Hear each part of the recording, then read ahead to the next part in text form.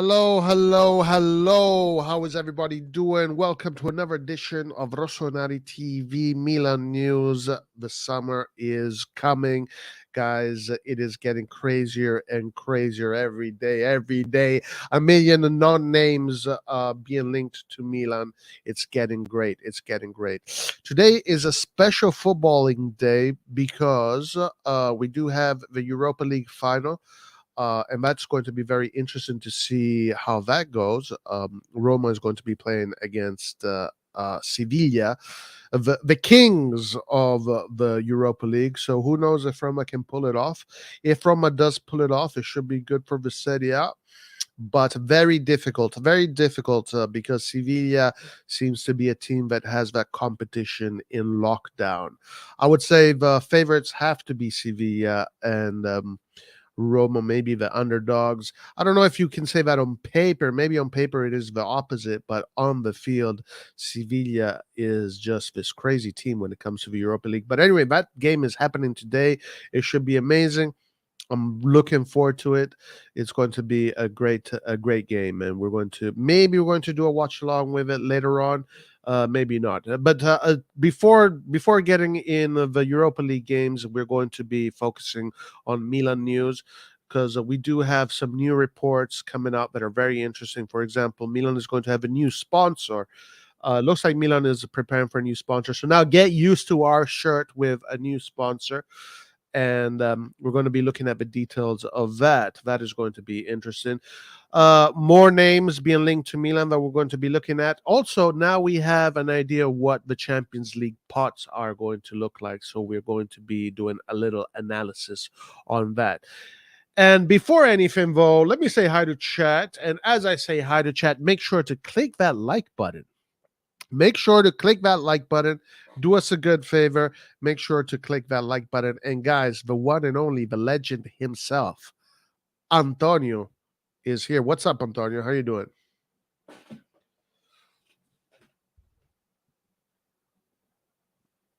Hello?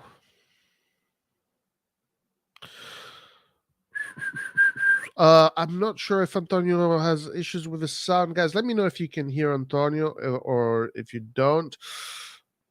But Antonio, if you sort out your sound issues, just jump in whenever you're ready.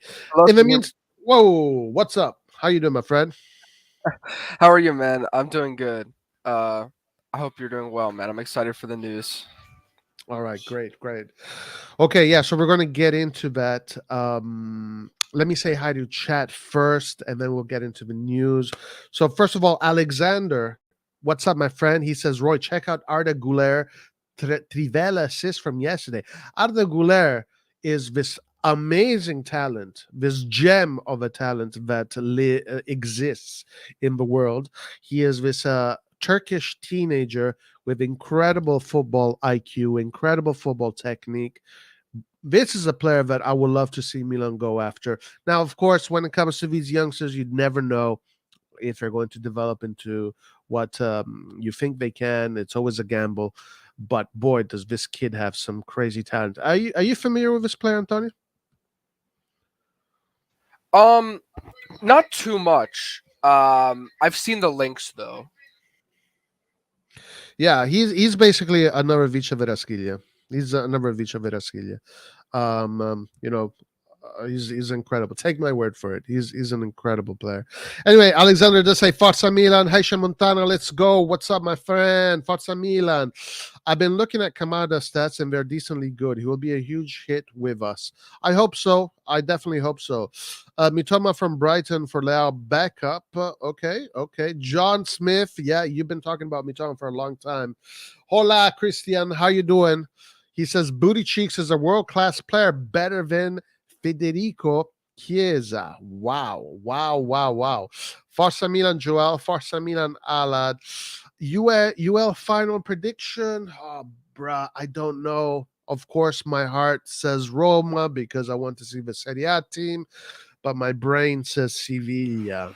I am so excited for this game, man. I'm gonna watch it What do you today. what do you think about what are your predictions?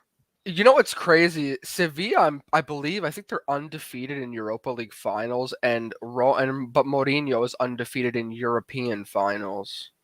if I'm not mistaken. So this is gonna. I'm just so interested in what's gonna happen. Also, Roma is sixth in Serie A, I believe. So I think this year we don't have two conference or Europa League spots in the Serie A. We only have one, which is fifth place. So Roma's currently in the Conference League, and if they win, they go to the Champions League.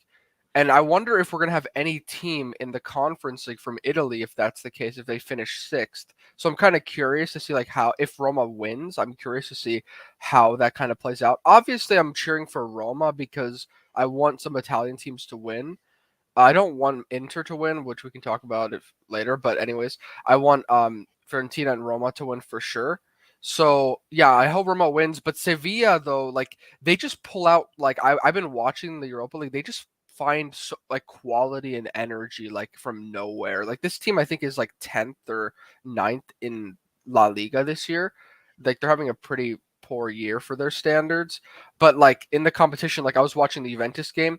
Juventus, of course, they were playing super defensive and slow, whatever, in the second leg, like usual. So, but like Suso, for example, like came out and scored an amazing goal with his left foot. Yeah, Like, what a game he had, huh? yeah, it was an amazing. Like, they just come out, they attack you, especially when they're at their home. They have so much energy. So we'll see what happens. But I'm excited for the game. I think Mourinho will probably play more defensive. Try to get the Yeah, job of done. course. Yeah. So but I think it's risky because Sevilla, they can just press and they can just like attack you with everything they have. They're so like passionate Mm. about it. So it's gonna be a fun game. Yeah, I'm looking forward to it.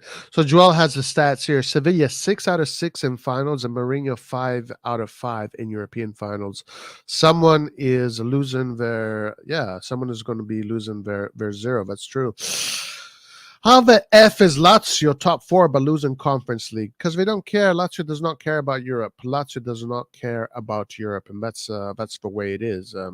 I hate the fact that Lazio is in Europe in the Champions League. That spot should be given to a more ambitious team, but it is what it is.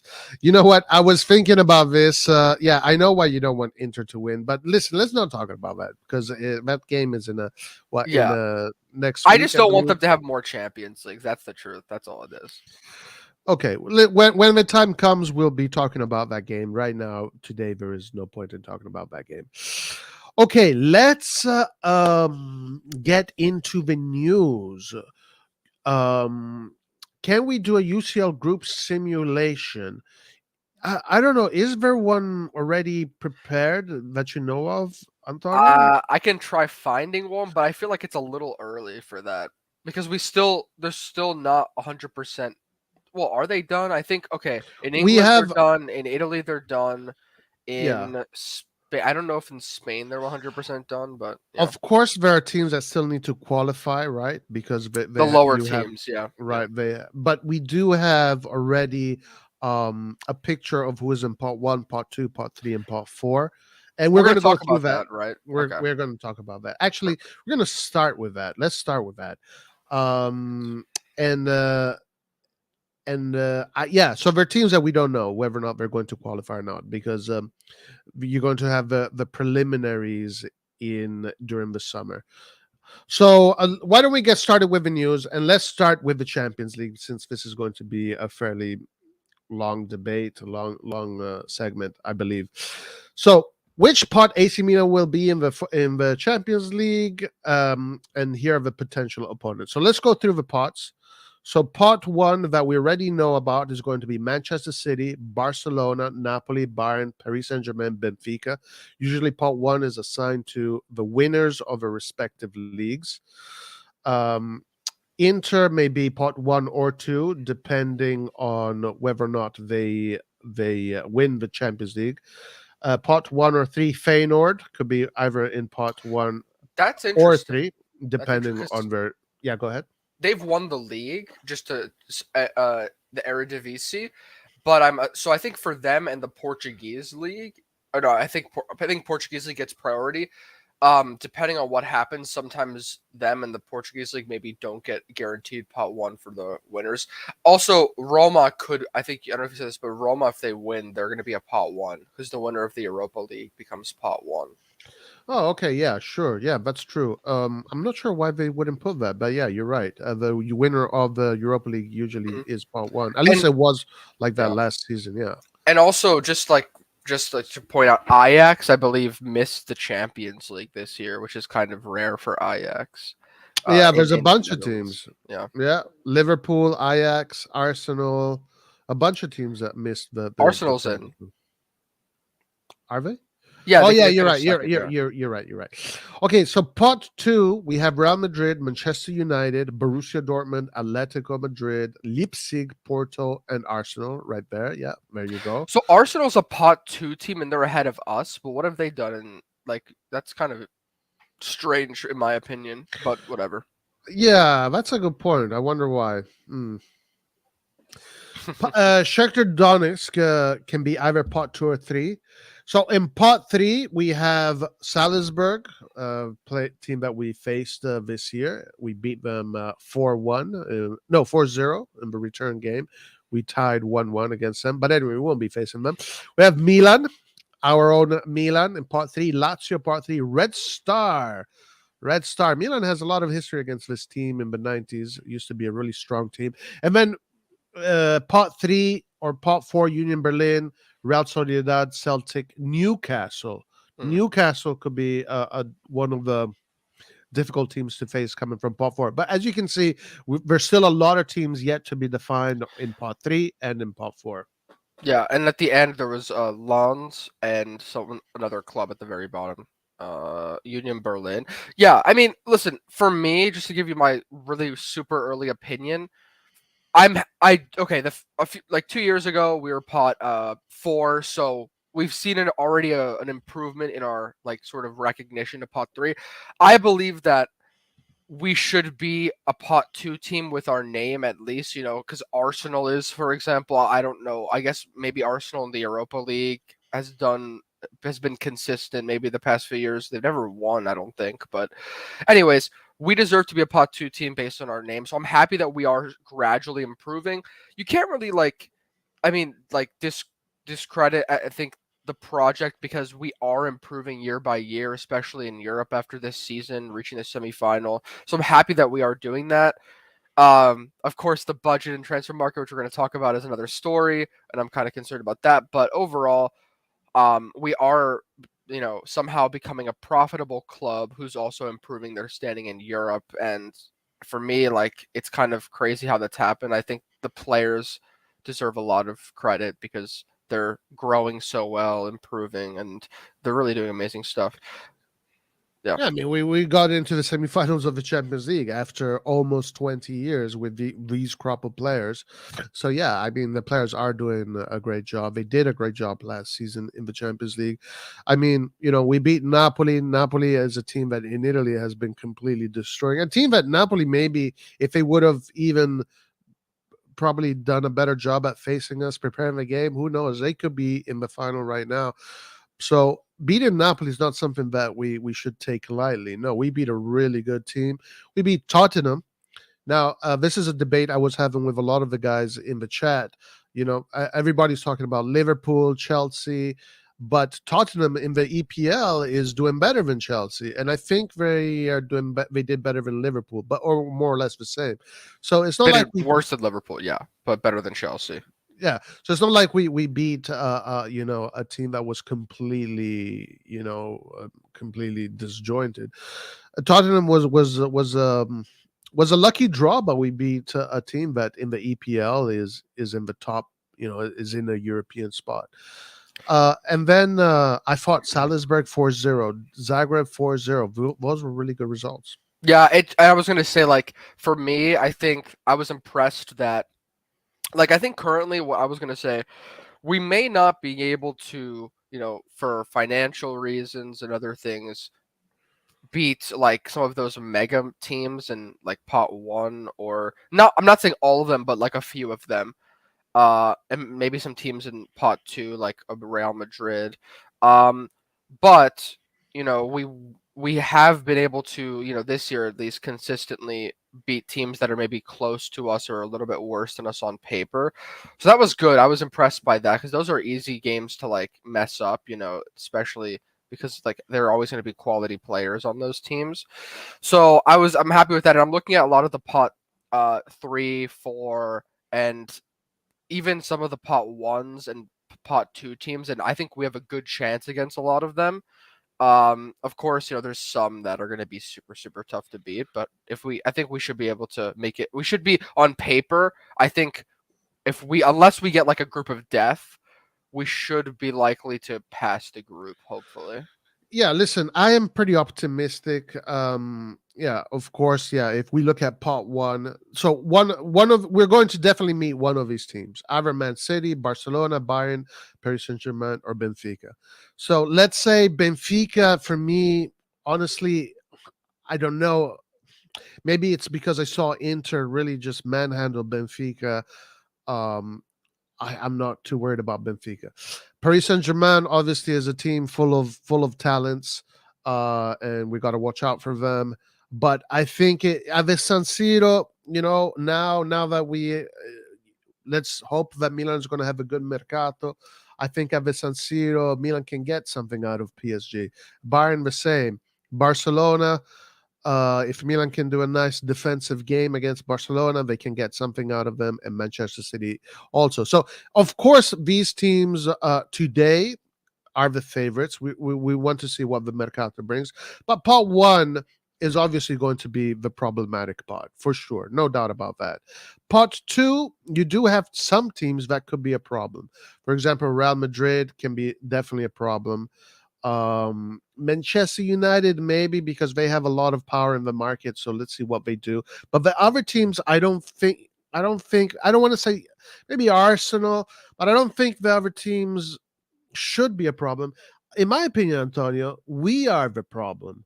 We are the problem. I think that when the part one, part two teams look at part three, they're saying, "Shit, I hope we don't get Milan in our group." So I think we are the problem most likely. I might be a little bit biased on this, but I do believe that. Now, the worst scenario that I see here would be, let's say, Man City, Real Madrid, and Newcastle, since they are now a very rich club. That could be the worst group of death. But what do you think about this concept? I think that we are the problem. We are the team that nobody wants to face. We are the team that when Manchester City looks at part one, part two, part three, they're thinking, okay, part three, I would rather get Red Star. I'd rather get Salzburg. I'd rather get Lazio. I do not want to get Milan. Am I wrong or right in saying this? I think I would say, can I see the rest of the pot 3 teams? But yeah, I would say I would agree. I don't think anyone else here like because all those other clubs are kind of they haven't really gone too far. I mean, maybe Salzburg like last year went kind of far, like maybe quarterfinals, I think. But besides that, no, none of the other club has really made it that far ever.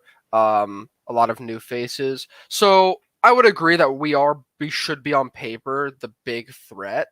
Um, I do think though, like in terms of like some of the big clubs, I don't think many of us. I still think we haven't really earned their like maybe not maybe their respect, but not like their fear yet. And of course, they're not going to be scared of us because they're better on paper. But I don't think like I think in the Champions League we haven't really played like a Man City, a Real Madrid yet. So if we get one of those teams, they're still not going to like really care too much about us, judging from how their fans talk.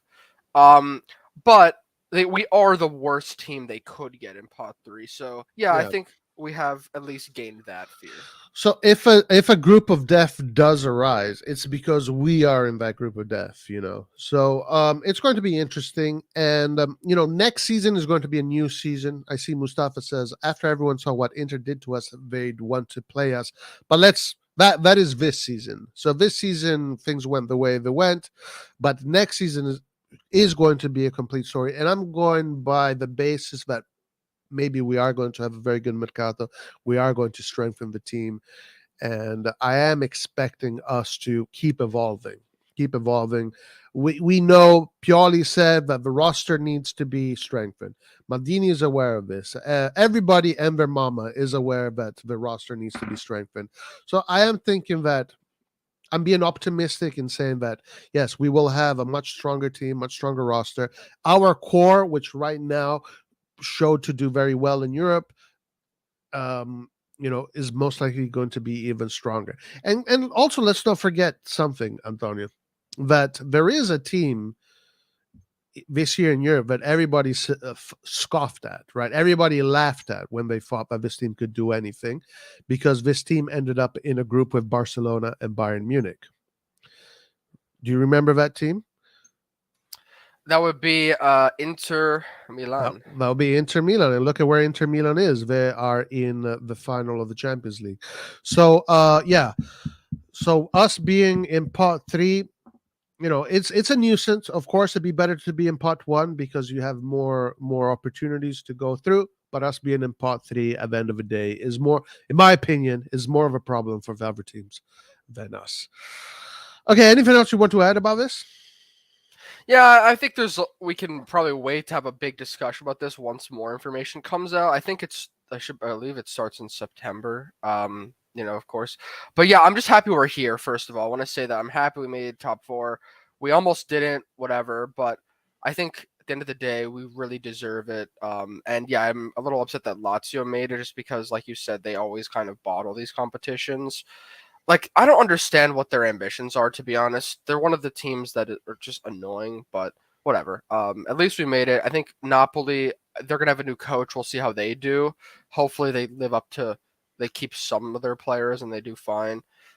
Inter and Milan they're going to be solid, I think, for the Champions League. They always are. So I think hopefully I think it's going to be interesting to talk about what our expectations are for this Champions League. I think, we can do that. Let's do that right now. Oh yeah, that's an interesting conversation. Again, for me, okay, I'll say for me, I would say, of course, it's all like relative to the teams we're playing, in my opinion. But without any information whatsoever, I would say quarterfinals. Quarterfinals? And yeah. Okay, so listen, I'm going to give you the political answer, and I'm going to give you the other answer that I would like. The political answer is, as long as we go through the group stages, that is the core essence in order to progress, because going through the group stages, in theory, allows you to have a better winter mercato, and it gives you more money, etc., etc. So that's goal number 1. That really happened, huh? Yeah, because that's actually, it's supposed to happen, but we did not see that happen. Now, I do think, honestly, listen, again, when it comes to our core players, and in the Champions League, that's who plays. It's the core players, unless we have crazy injuries like we had last year. When it comes to the core players, and if we add on to these core players, I can see us go to the semifinal again, and maybe even further ahead. Who knows?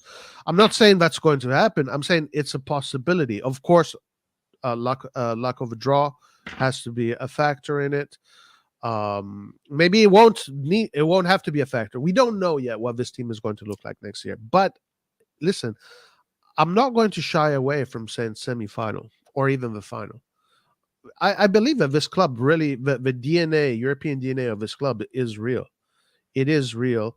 And if we have a strong team, a strong roster, where if, let's say, some elements are missing and we can replace them with elements that bring in the same level of quality, then I think we can go far. I think we can go far.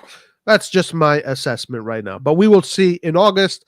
I think we can all have a much better assessment.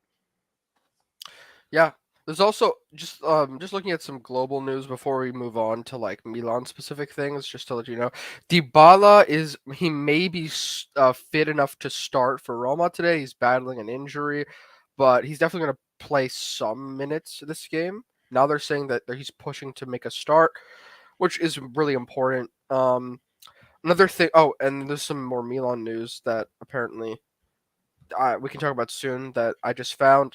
And another thing, apparently, Megan Thee Stallion is officially dating Lukaku, so that's funny. It's Yeah, but official now. good for him. Good for him. So yeah. Anyways, there's a lot of other like small news, but we can move on. Yeah. Listen, next thing, let's okay, before going into the market, let's go to the new sponsor.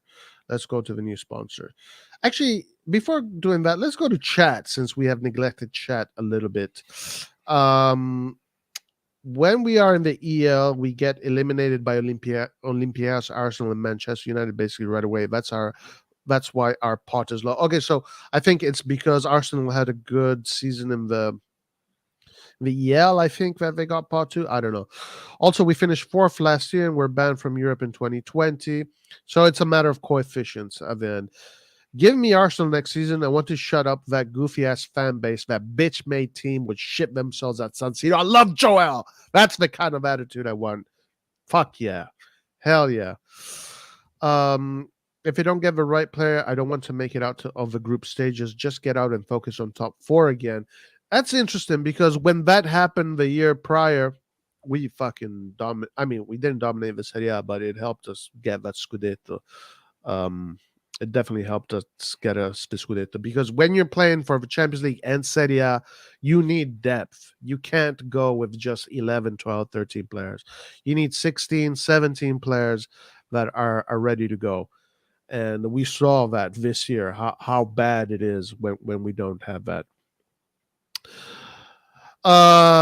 What's up, Roy? Remember last year, the whole time you were talking so much about Kamada when nobody knew him here. Do you have a hidden gem for this year? Yes, the hidden gem. It's Arda Güler, which Alexandros has been talking about this year. My hidden gem is Arda Güler, Turkish player, 18 years old, immense talent. But I don't know if he's going to. I don't know what he's going to look like when he's 2021. We still have to find that out. But if I were to name one, it is Arda Güler. Bro, Roy. What? Listen, I'm just. This is the last thing I'm going to say about this Lukaku thing. Just to tell you, Okay. bro, she included a lyric in someone just like has been deciphering this, and because it's been like a secret relationship. Megan Thee Stallion included a lyric in one of her songs that literally is referencing Lukaku directly. Like I could read it out, but it's like it's kind of funny. But this is like so, dude. The internet is going crazy about this. It's such a random thing.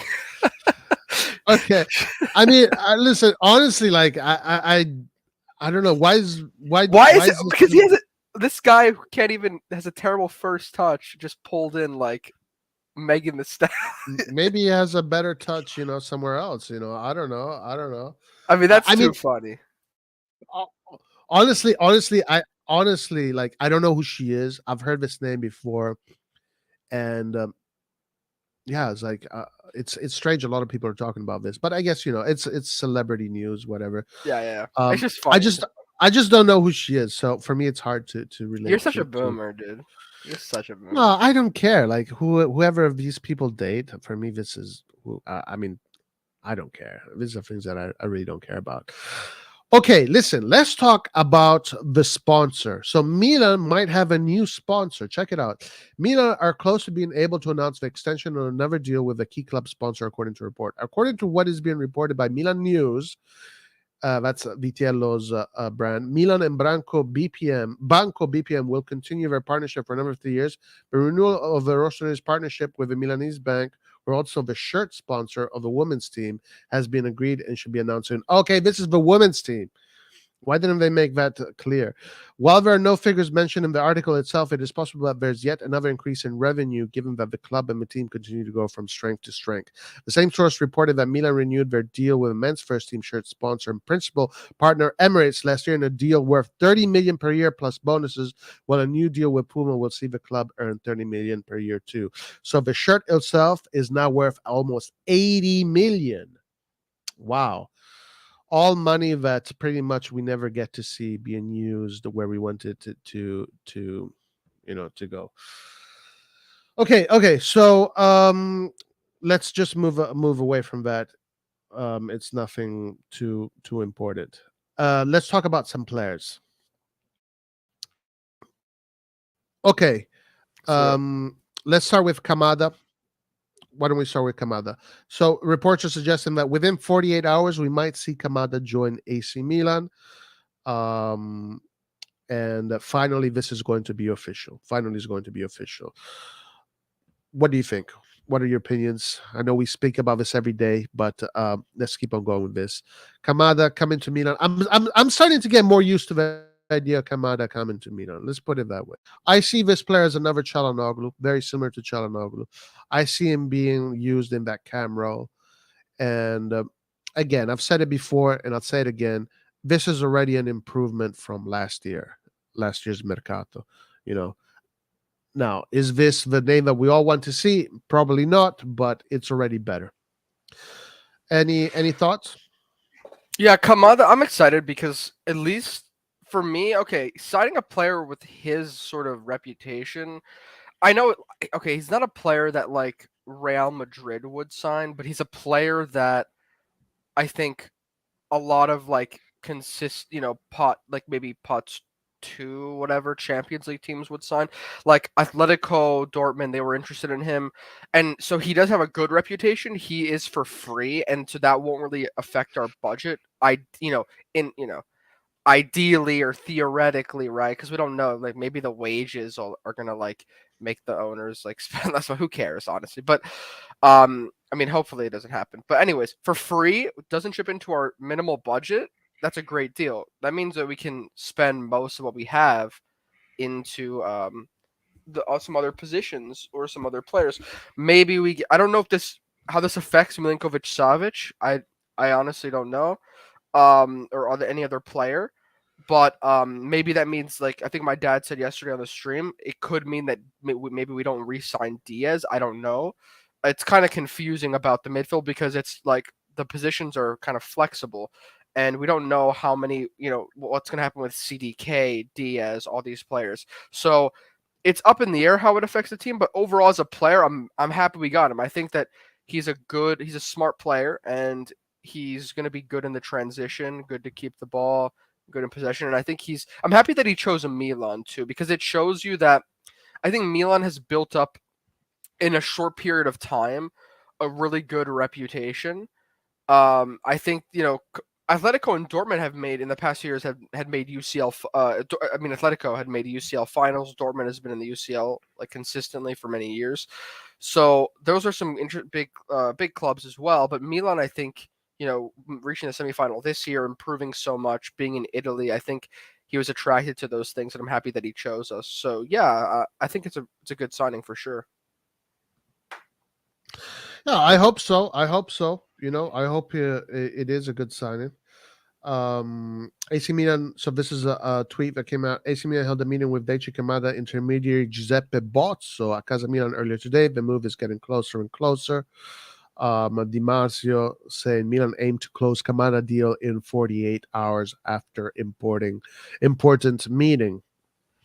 Yeah, I'm curious to see how he will adapt to the Serie A. I'm curious to see, how long it will take him to be a player that we consider one of the best players in Serie A.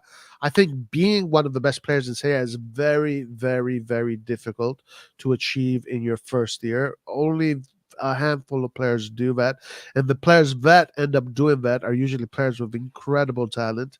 So I don't know where he sits in this. I hope that he proves the haters wrong, and I hope that he shows to be a very good signing. Now, sorry, I do want. Let me finish this. I do think he does add depth to the team, according to what we know of him, statistically speaking. We'll see how much quality of depth he does add, though. Go ahead. Yeah, I just wanted to say you talked about the name of this guy was like Giuseppe Bozzo, right? You talked about him. Yeah. Bozzo. Okay, perfect. Yeah. So, and the deal is $3 million a year. Di Marzio confirmed this today. 5 years. 5 years. Here it says. Okay, the Milan management held a meeting with Kamada's intermediary Beppe Bozzo at Casa Milan today.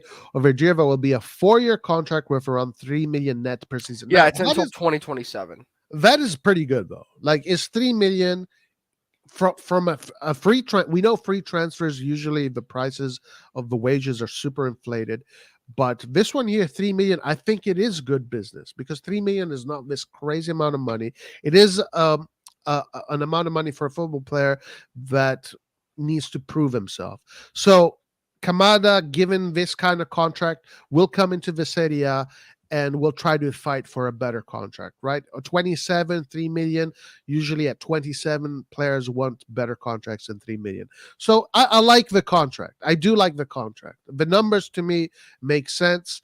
And I think that this contract will make Kamada want to be hungry to prove himself. Hmm. Yeah. I agree. It's a good piece of business. Hopefully, this one gives me a lot more optimism compared to some of the other free transfers we've done. I hope it goes well, but he seems to be a healthy player. He plays a lot. He's played in Europa League a lot. He's won it, and he's had good stats. So I mean, for me, it seems like a good player. Hopefully, everything's good. Yeah, listen. As I said, I'm going to right now, today at least, since we don't, it's not a war live. We're going to be optimistic about it. Someone is asking if he's going to be number 10 of the team. I guess it depends on what happens to Brahim Diaz. We're going to find out. Um, you know, so we're going to find out what happens with Brahim Diaz. Um, is he, in my By the way, opinion, this is just piece of news about my that. yeah. Go ahead. Are you gonna get to that Vitiello news, or should I talk about it now about Brahim Diaz? No, no. Let me just say this. By Okay. the way, for me, according to my analysis, Kamada will be mostly used as a number 10. Okay, go Hmm. ahead.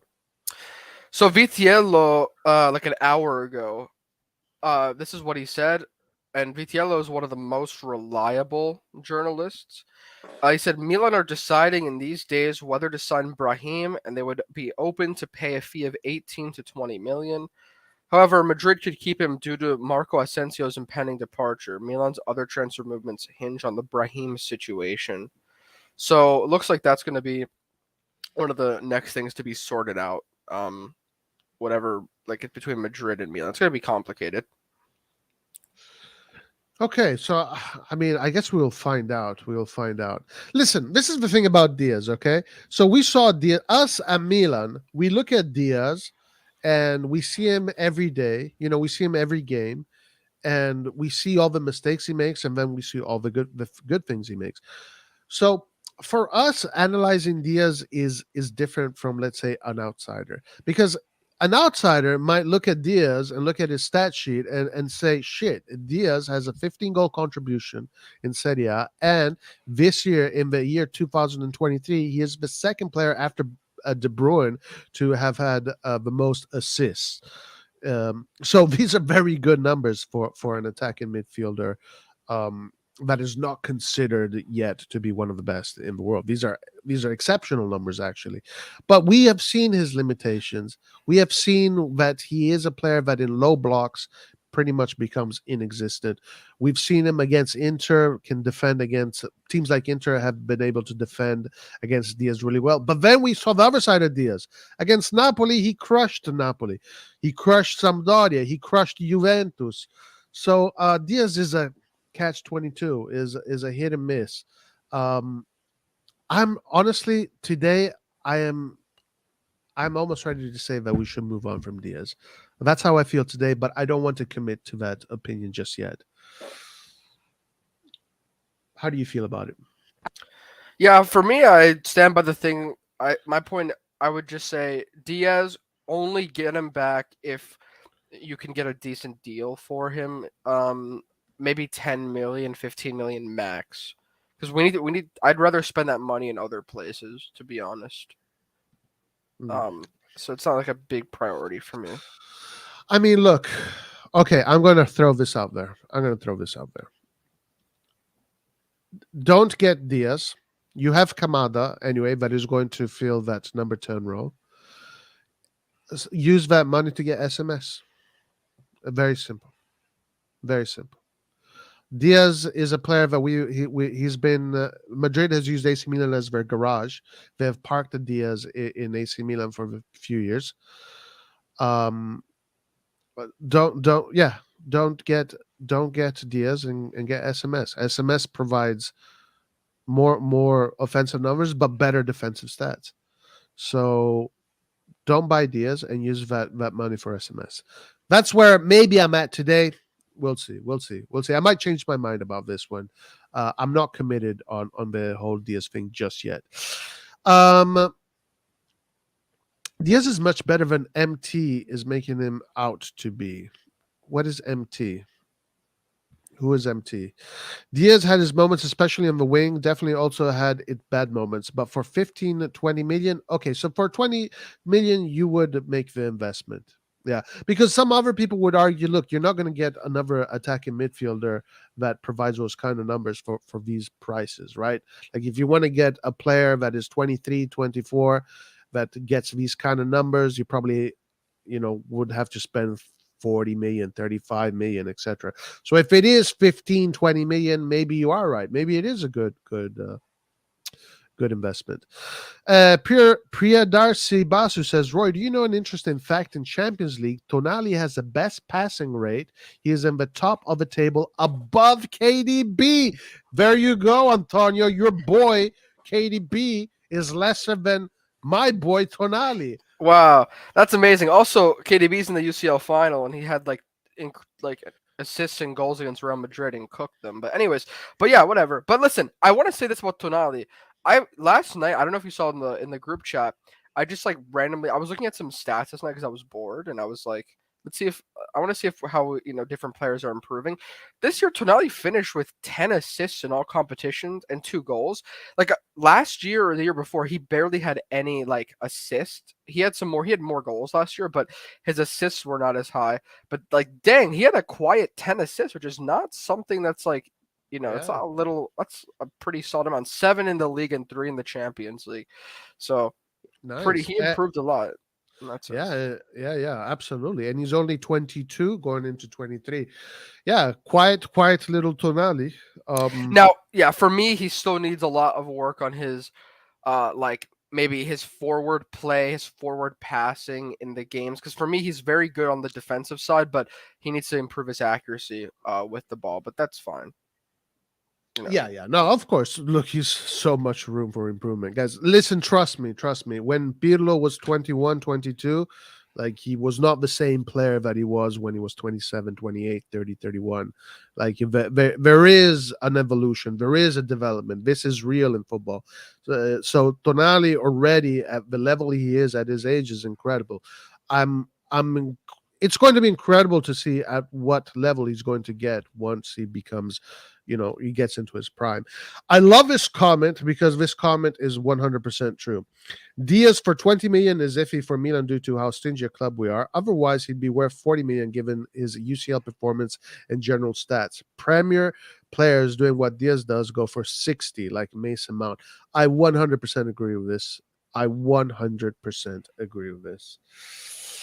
Looks like Man City are going to get Kovacic from Chelsea, by the way, in the midfield. Just some breaking news. Okay, that means that they're not interested in Benacer anymore. Probably, yeah. They have a lot of midfielders. I think they're probably going to get rid of like some of their like midfielders that aren't really playing, like Calvin Phillips, something, players like that. Yeah. Okay, let's keep on going with the more rumors regarding the Mercato. Let's look at this one right here. We spoke a little bit about Tielemans the other day. So let's see what this says. Milan might appeal to Milan as they seek to add another starter level player for the double pivot, especially given Ismail Benacer will be out for 6 months. The first is Yuri Tielemans, whose contract with Leicester is about to expire and were just relegated to the Championship. The Belgian midfielder made a total of 37 appearances, scored 4 this season, and he currently earns about 3 million net per season, which is not bad. I thought he would probably earn more. Adrien Rabiot will leave Juventus in the summer, and he's a starter not only for the Bianconeri, but also for the French national team. So is Tielemans for the Belgian team. He has quality and size, knows the Italian league well, and is in his prime, but earns 7 million net per season. Gundogan, your boy Gundogan, N'Golo Kante, Toni Kroos are 3 big names, but they will never attract the interest of Milan ownership who prefer to focus on younger profiles. Naby Keita will not renew with Liverpool, also because he hasn't been part of the Jurgen Klopp's plans for some time, as seen by the fact he amassed just 291 minutes. In recent weeks, it has been rumored that the players has been proposed to Milan, but Maldini and Massara are not keen for two reasons. His salary, around 7.5 million net, holy shit, and they have huge doubts about his fitness. Then Elias Shaqiri is a more interesting profile. The Tunisian midfielder will leave FC Cologne and has attracted the attention of several clubs such as Rennes, Bayer Leverkusen, Sevilla, and Roma. In the past, he was linked with Milan, and he seems to fall within the economic and age, 28. Finally, we come to Dani Ceballos, who is more of an attacking midfielder. There's no doubt about his technical qualities, and he only gets 1.5 million per year. A few weeks ago, there was talk in Spain of an important offer from Italy for Ceballos. Who knows if it could be from Milan? So a lot of interesting players that are going to be free. I'm telling you, this summer is the summer of opportunity. Tons of players are going to be for free. Milan has to be intelligent to get the best ones. Any names here, Antonio, that you find interesting? Yeah, there's a lot of top quality players here. I mean, all of these, like most of these names, honestly, are top quality. I think a lot of them though are going to end up either re-signing or, go to some bigger clubs. Like obviously, like that's what the article says too. Like it's unrealistic. Rabiot is a solid player. I don't know if we necessarily need someone like that. I mean, he's a little bit better going forward than what we have in the midfield. Tielemans, though, he's on relegated Leicester, so that looked to be somewhat possible as well. He has good attacking, he's better attacking stats. But yeah, I mean, I don't know if any of these are realistic because they're going to have high wages probably. I mean, it says he earns 3 million net per season, but I'm sure there are some Premier League clubs that are going to be competing for him, so it'll be tough.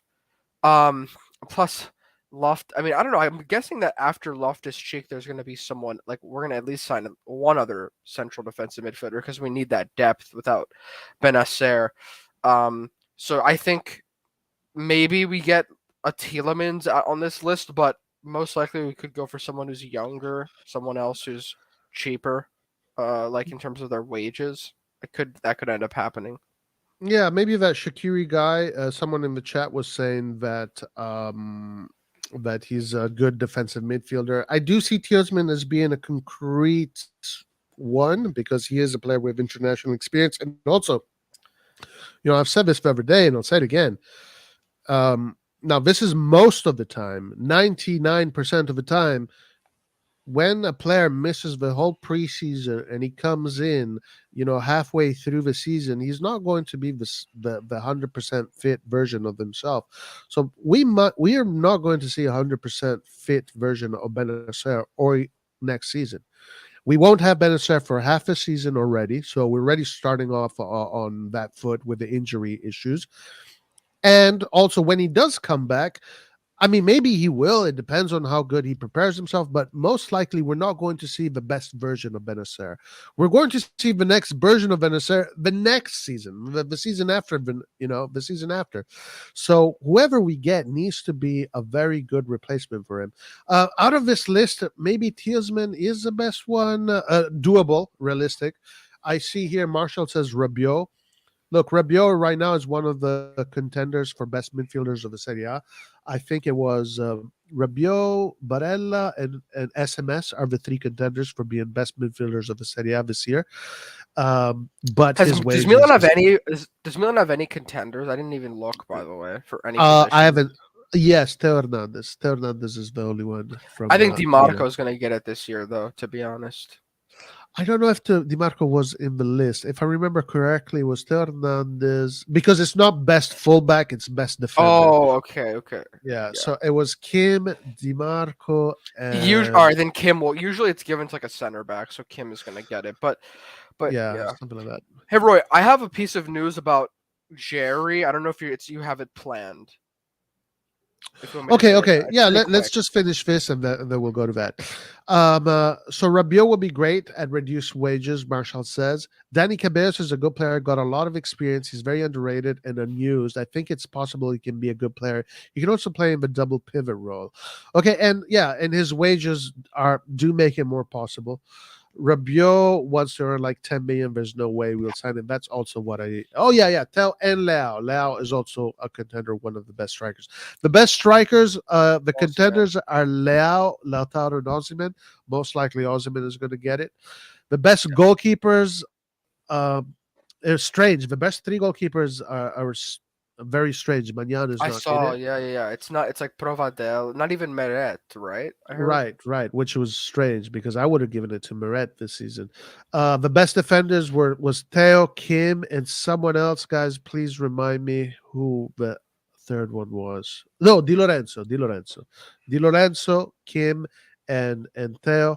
The best midfielders was Barella, SMS, and Rabiot. So we'll see. Let's get SMS. Let's just get SMS. That'd be a good deal. Yeah, of course.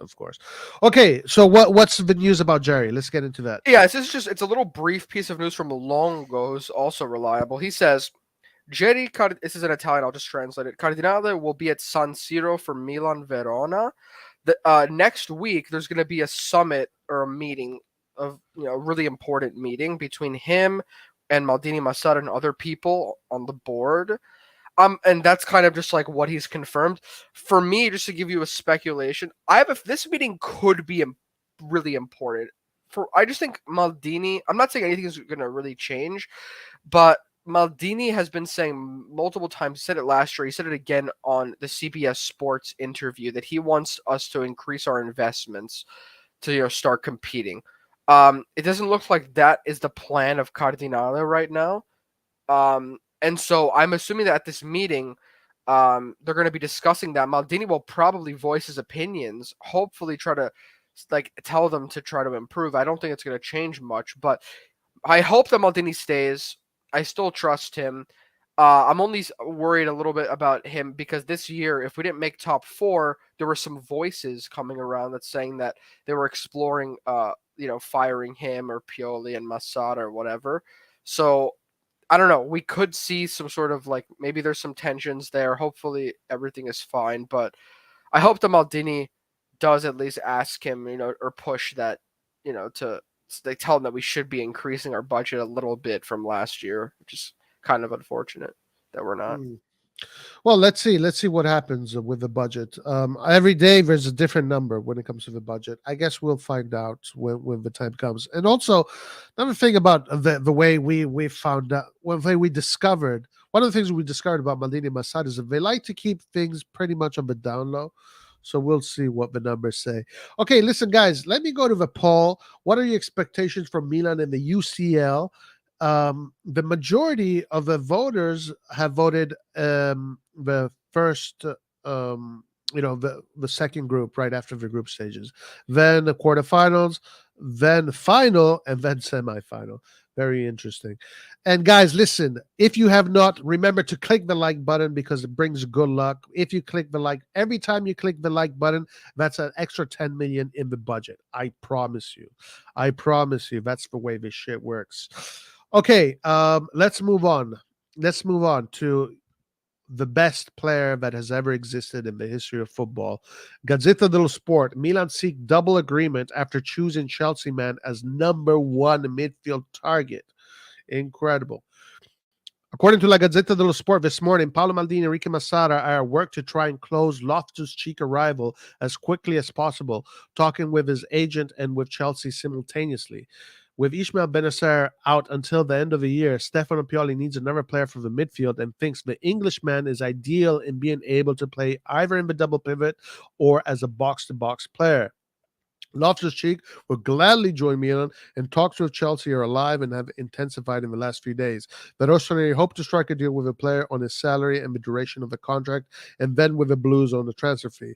The London club want, here we go, the numbers, 25 million to sell, despite the fact that he's just over a year left on his deal. Meanwhile, Vasquez is expected to depart after 6 months, etc., etc.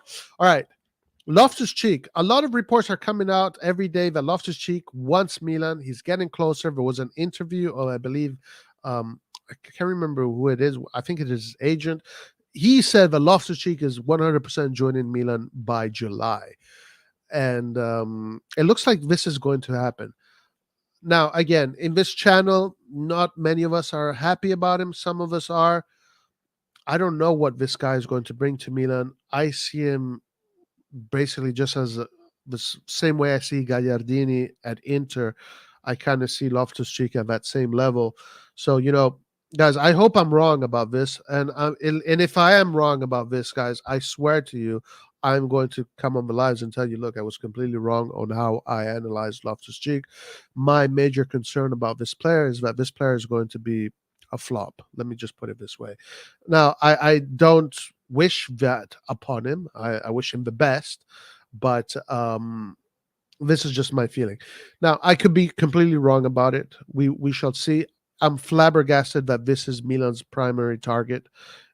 I don't understand why this is Milan's primary target.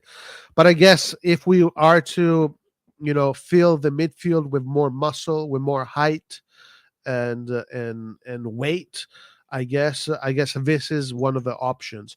But at the same time, I'm looking at these other options that live in Europe, like let's say a Tielsman who doesn't have the same height, maybe, but is a free agent.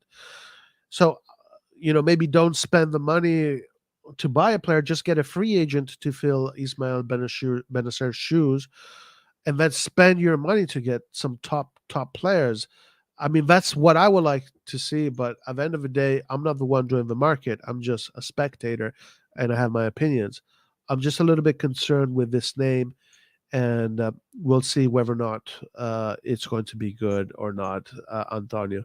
We shall see. I hope that I am wrong. I really hope that I'm wrong about this one. Antonio, thoughts? Uh, for me, I understand getting him on a free, but why are we spending reportedly 15 million, 20 million on this? I'm sorry, but why? Like, what is the point? I know that he's defensive. I don't know. For me, it seems to be a really, really risky operation. Um, I guess I don't know. They like him for some reason. They like his physicality. He brings the ball up. We do need maybe some more physicality, but we also need, more importantly, some technique, some quality in the midfield. People say that he's technical. I don't know. From what I've seen, he's not super technical. Like, I don't see what the point is. Also, this guy, he's been throwing shots at me in the chat. I don't know who he is. Maybe it's Hans's backup account or something. But listen, by the way, when I was saying that because I was reiterating what my dad was saying about Benacer. Don't worry about it. We'll keep on going with Loftus-Cheek, bro. But anyways, but Benacer is I like him, but he is ideally in the future he becomes a bench player. That's my honest opinion. Anyways, that's all I have to say about Loftus-Cheek. It looks like it's gonna happen, so there's no more. I guess we can't really complain anymore. It's done. Yeah, listen, if it happens, one thing that the difference between a midfielder and, let's say, an attacking player is very different. There's a big difference. For example, a midfielder, you don't expect him to produce offensive output. So there's less pressure on a midfielder to perform in general, especially a defensive midfielder. Because like when an Origi comes in for 4 million, you're expecting to see goals, you're expecting to see assists, you're expecting him to see output. CDK, same thing, offensive players. Loftus-Cheek is coming in as defensive midfielder, so what we expect from him is work rate. Now, work rate is something that a lot of players can do. The quality of that work rate is always to be determined, but at least, if he can give us that would be great. If he can provide that muscle in the midfield, it would be great, etc. But it always comes down to, why are we spending such a big portion of our budget on a player like that? Like, we have in Italy, there's Adopo, right? Adopo is that kind of profile. There are other profiles that are cheaper and that can provide that same kind of level of quality. I just don't know what to say about this operation. It's like we need players that are going to help us be the best team in the world. How are we spending money on a Loftus-Cheek? Let's spend money on an SMS. Let's spend money on I don't know. I don't even know who else there is out there. So yeah, it comes down to that analysis right there. Like, why are we spending money on a player like this when we could probably save money by getting a player similar to him for much less? It comes down to that. It comes down to that. Brett isn't even defensive. All his highlights are him getting rebounds like a basketball player and dribbling until he's fouled. Interesting. From spending 35 million for a tennis player to spending 25 million for a basketball player, what the fuck are we doing? Yeah, listen, look. I really hope, deep down inside my heart, I don't care. Contrary to popular belief, I don't have agendas. I do not have agendas. I'm sure there are people here that would say, "No, Roy, you just want to be right all the time." I do not have agendas. I say things because I believe them, and then if they're not true, I don't say those things anymore. I just move on. I really hope that if our RLC comes to Milan, he is going to be one of the best defensive midfielders of the Serie A, and he's going to have incredible impact. And I can say, okay, Maldini was really smart for spending, a quarter of our budget on this player. I hope that deep down in my heart. Do I believe that's going to happen? I don't know. I really don't think so. So, for example, yeah, go ahead. I just want to say personal terms have officially been agreed as well. It's just a matter of negotiating with Chelsea. Are there any numbers? No, but they're probably going to come out soon. It's today that they're saying that apparently we have an agreement already. Okay. Yeah. Yeah. So we'll see, guys. Hopefully we can get Paul here in a few months saying, "Roy, you were wrong. Roy, this and that," and have the guys in the WhatsApp chat come at me, say, "Roy, you were so wrong. You don't know anything." I hope that's what happens, because I do not want to see Milan squander money for no reason. Because then what kind of club are we? But I think a lot of us are looking at this signing and thinking, "Yo, we should be doing much better than that. We should be doing much better than that." Listen, do you want anything to conclude on this subject?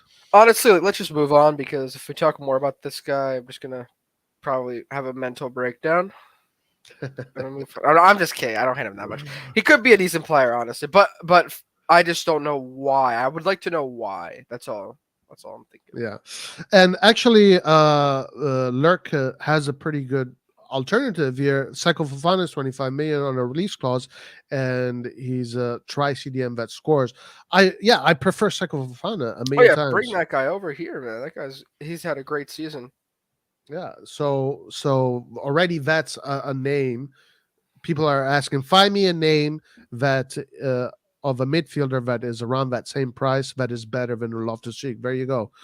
That dude right there. The only thing I'll say about that is that I don't know what the stage of Seko Fofana's contract is, but he would probably be more expensive, especially now that Lons are in the Champions League. So I'm just going to say that. Yeah. We need right-footed Italian player who are 6.5. Definitely not Guido's burner. Dude, your dad was funny as hell yesterday. It was good. Yeah. Good to hear him back. Yeah, I had to do a lot of persuading to get him back, and then but once he's on, he just goes crazy. And I do want to finish that conversation about the coaches with him. Yeah, but he still claims that you changed your opinion. But anyways. Okay, we'll have that conversation and we'll see where we go. Marshall says the only agenda I have is getting Redbird away from our club. Okay, not bad agenda. Do any of these players we're going for have any resale value? That's also a good question. Now, Kamada, I think yes, because we're getting him for free. If he has a decent season, you can resell him for 10, 15 million. You're making money. Loftus-Cheek, if you're paying this guy 15, 20 million, I don't see his price going up from there. It's probably either stays the same, or if he flops, it'll probably go down. So I don't know. I feel bad always talking negatively about this person. I don't know. After Origi, we're all like super Like we're all traumatized, to be honest. EPL dick suckers cry when we talk about any English player, but go all in Yeah, on it's shitting on dude. Tango. I literally saw someone on Twitter say that Loftus-Cheek would be the best midfielder in the Serie A. Like I saw like a bunch of like English because he's an English midfielder. They're like, bro, he's so good. Like they don't even know that there's midfielders that exist in our league. Like it's crazy. Look, I think Joel is saying I think Joel's got it right here. This is it. If we were smart, we'd get SMS for 30 million, even more than 30 million if we need, and Tiesman for free. So that's it. That's the solution right there. I totally agree with that. Psychophone is also Magic Mike's good friend, and he'll supply the team with good coke. Good point. Good point. Next year, Loftus-Cheek will be a sub for Krunic. I think Krunic will be a major player for the following season. He has only transformed. Now he has a glimpse of calmness. Yeah, Krunic is improving every year. Krunic is improving year. He's every year he always has more and more of a major role in the team. And I think next year, I agree, probably the same. Okay, I'll read a few chats, then we'll go on to more rumors. I feel Giroud fingerprints on RLC move. He played with him in Chelsea, and it doesn't make sense why he's our number one target unless Giroud is behind this. Yeah, maybe Giroud is persuading the club to not buy any strikers so he can play the whole season next year. Today I feel poor. That's what Jerry Cardinale says. Did you really say that? No. Oh, okay. It's like that meme from the World Cup. It's like today I feel like the Infantino guy was like. Oh, okay. I'd rather keep Bakayoko than this Loftus guy. Yeah. Crazy stuff. Okay, let's move on. Okay, let's just touch on the SMS subject. So this article here from Il Messaggero, Roman Messaggero from Rome, from a Roman newspaper. Speaking of which, the lineups are out for Roma. Okay, we'll check those. So Lazio now seem resigned to losing Sergio Milinkovic-Savic in the summer transfer window, with AC Milan and Juventus keen. According to this morning edition of Il Messaggero, a Roman newspaper, the game against Cremonese, in which he scored a brace, may have been Milinkovic-Savic's last match at the Stadio Olimpico. The Serbian international has 1 year left on his deal and seems ready to try a new adventure, and thus will not renew with the Biancocelesti, whose intention is to sell him and then strengthen the team in the view of the next season return to the Champions League. At least 30 million will be needed to sell, with Juventus and Milan at the window. The proceeds of the sale would bring in Lazio budget to around 80 million when factoring in the prize money of the UEFA gives for being part of Europe's top club competition. The Rome-based paper claims that Davide Frattesi is being eyed as his replacement, though Piotr Zielinski and Ruben Loftus-Cheek are on the list as well. Yes! Get Loftus-Cheek, please. Luca Torreira, Samuele Ricci, and Nicolo Rovella are in the background. Those are good names, Ricci, Rovella. I'm not familiar with Torreira, but I know Ricci and Rovella. Those are good names too. I don't think Juventus is going to get rid of Rovella, though. Zielinski definitely probably staying with Napoli. But Zielinski would be a great signing. Fuck. Zielinski, SMS. Those are great signings. Frattesi also. So it looks like Lazio has more ambition than us, according to these rumors. If these are the names that Lazio is being linked with, then it means that Lazio is more of an ambitious club than we are. Yep. Yep. Yeah. So yeah. So we'll see. So the Messaggero says 30 million. I think your dad said, no, listen, it's going to be 50 million up. We'll see. It is his last year of contract. It could be 30 million, 35 million. Also, there's rumors of English clubs wanting to go in for SMS. Let's see what happens. I think he is our favorite signing, though. Go ahead. Yeah, I agree. I think it'll be if you want to negotiate, they're going to start higher, and then you have to kind of maybe wait and try to work it down. They're just so annoying, these people. I don't understand the owners of Lazio. But right, anyways, I have an interesting stat about the Europa League final. If you want to hear Okay, it. go ahead. The last Italian team to do it was in 1999. Do you know which team that was? Lazio. No. Parma. Yes, yeah. They Parma. It's a Parma team with Veron, Thuram, Buffon, Crespo, Chiesa, and Cannavaro. That team Damn, was crazy. that was pretty much Juve. It's pretty Yeah. much the Juve of the next in the Juve of 3 years in the future, pretty much. Yeah, it's Yep. been a long time since listen, Italian clubs have always snubbed this competition. It's a competition because Inter won it like 3 or 4 times, though, right? And Juventus has won it a lot in the past, in the past. In the past. but this competition has been snubbed by Italian teams because we saw this year what it means to compete in Europe and the Serie A at the same time. Like, either you put your eggs in one basket or the other. Um, it's not easy to especially Serie A where it's so difficult to win games when you have these teams that are very good at preparing to play against you. Yep. Like, Yep. you have a super depth roster and you can just rotate players left and right, or you decide I'm going for this competition or the other.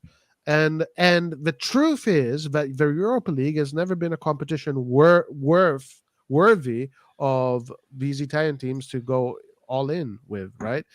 I do agree with what Laird says. In Spain, the only competition these teams besides Real Madrid, Barcelona, Atletico Madrid can fight for is the Europa League. So they're going to go for it because in Spain, every single fucking year, no matter what, the first 3 spots go to Real Madrid, Barcelona, and Atletico Madrid. That never changes. It hasn't changed in over a decade.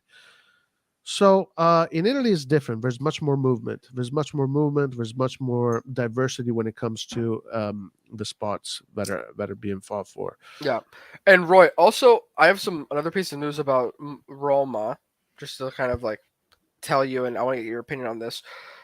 This is a lot of official news sources are now saying that Mourinho is preparing to become the coach of PSG. I don't know if you saw this. I don't know if this is official, but he was asked about this in the press conference, and he did say that he told Roma what his future plans are already, but he said that he won't tell the public yet. And so I think he has decided on what he wants to do, at least for next year. I don't know if he's going to stay or go to PSG, but there's a lot of rumors about Mourinho leaving. What do you think about that, like in terms of Roma and the Serie A? Yeah, Mourinho. I followed his Roma career very closely. He said it was supposed to be a 3-year deal. First year was make it into the finish in Europe, right, in the Europa League. Okay, so his deal was this: first year finish in the Europa League, and he wins the Conference League his first year. Second year, finish in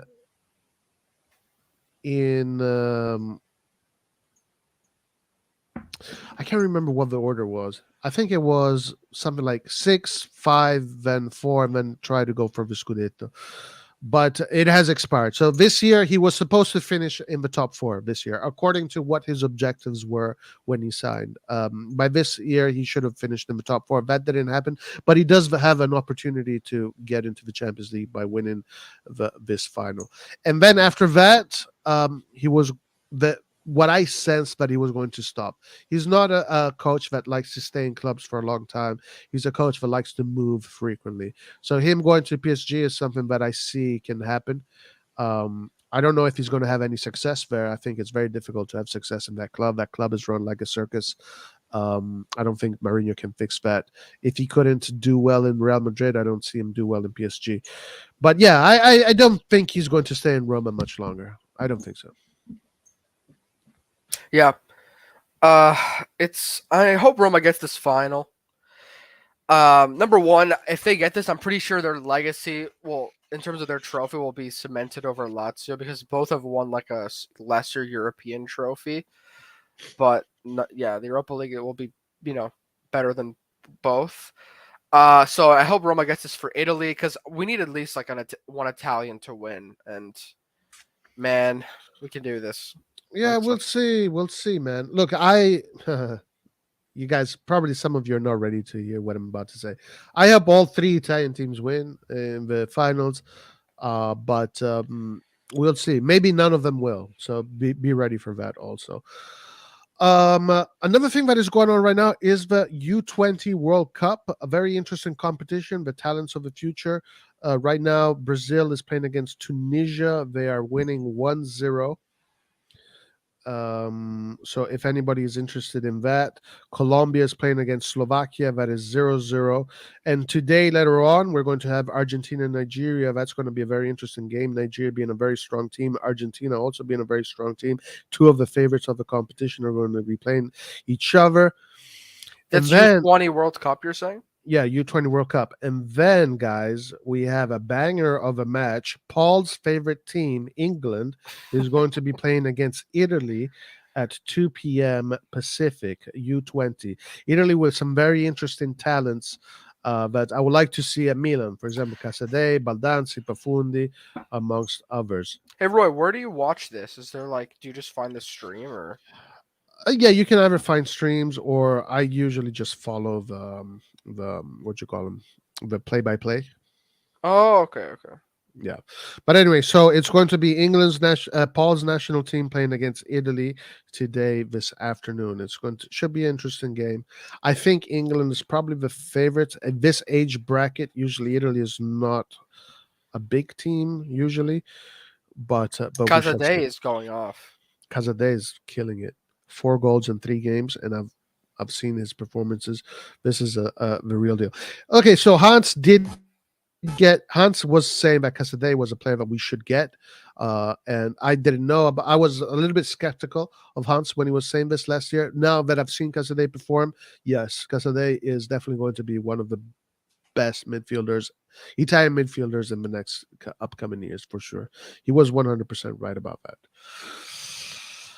Mexico didn't even make it to the U20 World Cup. My country's fucked for the next 10 years, man. Well, I don't know. Look, Italy usually doesn't make the U20 World Cup. It's kind of anomalous for Italy to make the U20 World Cup. And also the U20, the youth national teams usually don't represent the same level of the senior teams. You'll see that in the youth sectors, you have countries that win, that usually when it goes then into the seniors, they don't have the same kind of success. It's kind of strange how that happens. All right. Lurk says Roma really beating us to sign RR, but I think if we're getting Kamada, that is basically our RR signing. Who's the better scout, Hans or Roy? Let's not even go there, please. Well, listen. Hans likes scouting. He likes looking at players, and I think Chunk also. I don't know if he's still here. He likes to scout players, so I give that to Hans and Chunk. I'll give them that accolade. I get presented players, and then I just judge them. Sometimes I'm wrong, sometimes I'm right, but I don't go looking for players. Scouts go and look for players. So Hans likes to go look for players, and so does Chunk, that he's usually in the chat. What do you consider? Do you consider yourself a scout? When I had more time, I think I was a good scout in France, particularly. I remember we were linked with a lot of players in Ligue 1. I like Ligue 1 a lot, and I know a lot about it. But yeah, it just takes some time. Season. Not this season, huh? No, I was too busy this year. Yeah. Okay, so speaking of scouting and players, let's move on to some of the new rumors that have come out, new names that have come out. One of the interesting name is Orsolini. Orsolini is a player that recently made the news and was associated to Milan. So let's see what this says. Also Ziyech, by the way. Okay, AC Milan are on the hunt for a right winger who can guarantee a greater number of goals and assists compared to the current options, with 3 players top of the list. Maldini Masada will be able to sign a reinforcement for the right side, where Alexis Salamakers and Junior Messias have failed to really hold down a straight spot. Milan are after a player who offers a higher output in terms of goal contributions. Not only would this increase the team's attacking threat on the particular side, but it would also ease some of the burden on the left flank and potentially open up more space for Rafa Leao. Among the many names that have been mentioned, the ones that intrigue the fans the most are Chelsea Hakim Ziyech, Zaniolo, Asensio. These 3 profile seem to be destined to remain market dreams because of their costs involved. Ziyech and Asensio have high salary demands, while Zaniolo would cost 30 million as per his release clause. However, the chances of signing Riccardo Orsolini from Bologna have risen. He has scored 11 goals and provided 4 assists. Those are pretty good numbers for a winger this season, and his deal runs out in just over a year. Fiorentina and Torino are interested, but if Milan come along, that would change everything. Orsolini, interesting player that when he was young, I thought that he would have had a decent career. Very technical, very skilled. Maybe never really achieved what he wanted to achieve. He was a Juventus player. He comes from the Juventus system. So I don't know. What do you think about Orsolini? Do you think Orsolini could be a good fit for Milan? I don't know because he's a good player in Serie A. He looks good. He's a good technical player. I'm pretty sure he had a better season this year under Thiago Motta, but I don't know. Like, if he honestly, would it be that much of an improvement to Messias? Like, they're both players who played in Serie A. Messias, when we got him, had a good year. I don't know. Let me see. I have to see his stats. Honestly, I'll check them out right now. But again, like, there's no guarantee is going to be a huge improvement. That's the thing. Okay, he has in the league. He has 11 goals and 4 assists. So those are actually some pretty good numbers. I would say I wouldn't be opposed to this. Maybe it works out, but I don't think there's a high percentage chance that like he turns out to be like to get make a huge contribution when he's here. He's 26. He's entering his prime. So yeah, I don't know. Yeah, listen. For me, Orsolini is an underwhelming link. It's an underwhelming link. Yeah, he's 27, 26, 26, 27. I'd be lying to myself if I'd say I'm excited that we're getting Orsolini. So hopefully this is not the case. Hopefully we can do better. I am more excited of prospects that have less numbers, like Zaniolo for me, even though he has potentially less number. But Zaniolo, like, you can see his potential is immense. And then when it comes to players like Ziyech, Asensio, yeah, these are players that are proven. These are players that play top level football. There's nothing to discover there, but it comes down to their wages. So yeah, man, being linked to Orsolini is kind of like being linked to Loftus-Cheek. So people saying that I have an Italian agenda. So I'm telling you right now, I'm being straightforward. Being linked to Orsolini is like being linked to Loftus-Cheek at the end of the day. I don't know what's worse or what's better. I want Milan to be linked either with the top prospects for the future that we can build or top current G's. That's the way I see it. Roy, listen, I'm gonna head out because I have to get ready and I want to watch the final later, so I'm a bit busy today. But All right, thank you for having me on. All right, my man. Have a great day. Forza Milan, and I'll see you soon, bro. Yeah, you're gonna watch the game today? Yes, of course. Cheer the for game Roma. is in 1 hour. Yep. The lineups are out, just saying. Oh yeah, before you go, give us the lineups. Yeah, I'll read you Roma's first. Dybala is there, by the way. In the starting lineup? Yeah. Wow. Their whole, I think Roma's entire season rests on this. Okay. So Rui Patricio, Ibanez, Mancini, and Smalling, Spinazzola, Cristante, Matic, Celik, Pellegrini, Abraham, Dybala. That's a sick starting 11. I think it's their best starting 11 possible. Like, that's the best team they could put on the field, and it's a 6 starting 11. What about Sevilla? Sevilla is. I'm looking at their Twitter to find it. Oh, here it is. Okay. It is okay. Bono is the goalkeeper. Jesus Navas, Bade, Goudet, and Tellez is their back 4, I think. Fernando, Rakitic, Oliver T, Ocampos, Brian Hill, and El Naziri. That's their whole team. There's no Suso. Yeah, Yeah. Suso usually comes in from the bench. Brazil is a 2-0 now against Tunisia. Brazil, it looks like they're going to be going into the next stage. Okay, yeah, interesting game. It happens in 1 hour. Let's see how this game goes. Very curious. And also very curious to see how England, Paul's favorite national team, does against Italy at 2 p.m. That's going to be a lot of fun. So Yeah. good day for football today. I wonder why the Conference League final isn't first. That's going to be a week from today at 3 p.m. Oh, Mancini is not in the team, though. Oh, no, never Oh, he mind. is. He is. He is. Never mind. I read something else. Okay, Antonio. Appreciate you. I will see you soon. And hey, Roy, when's the forum scheduled?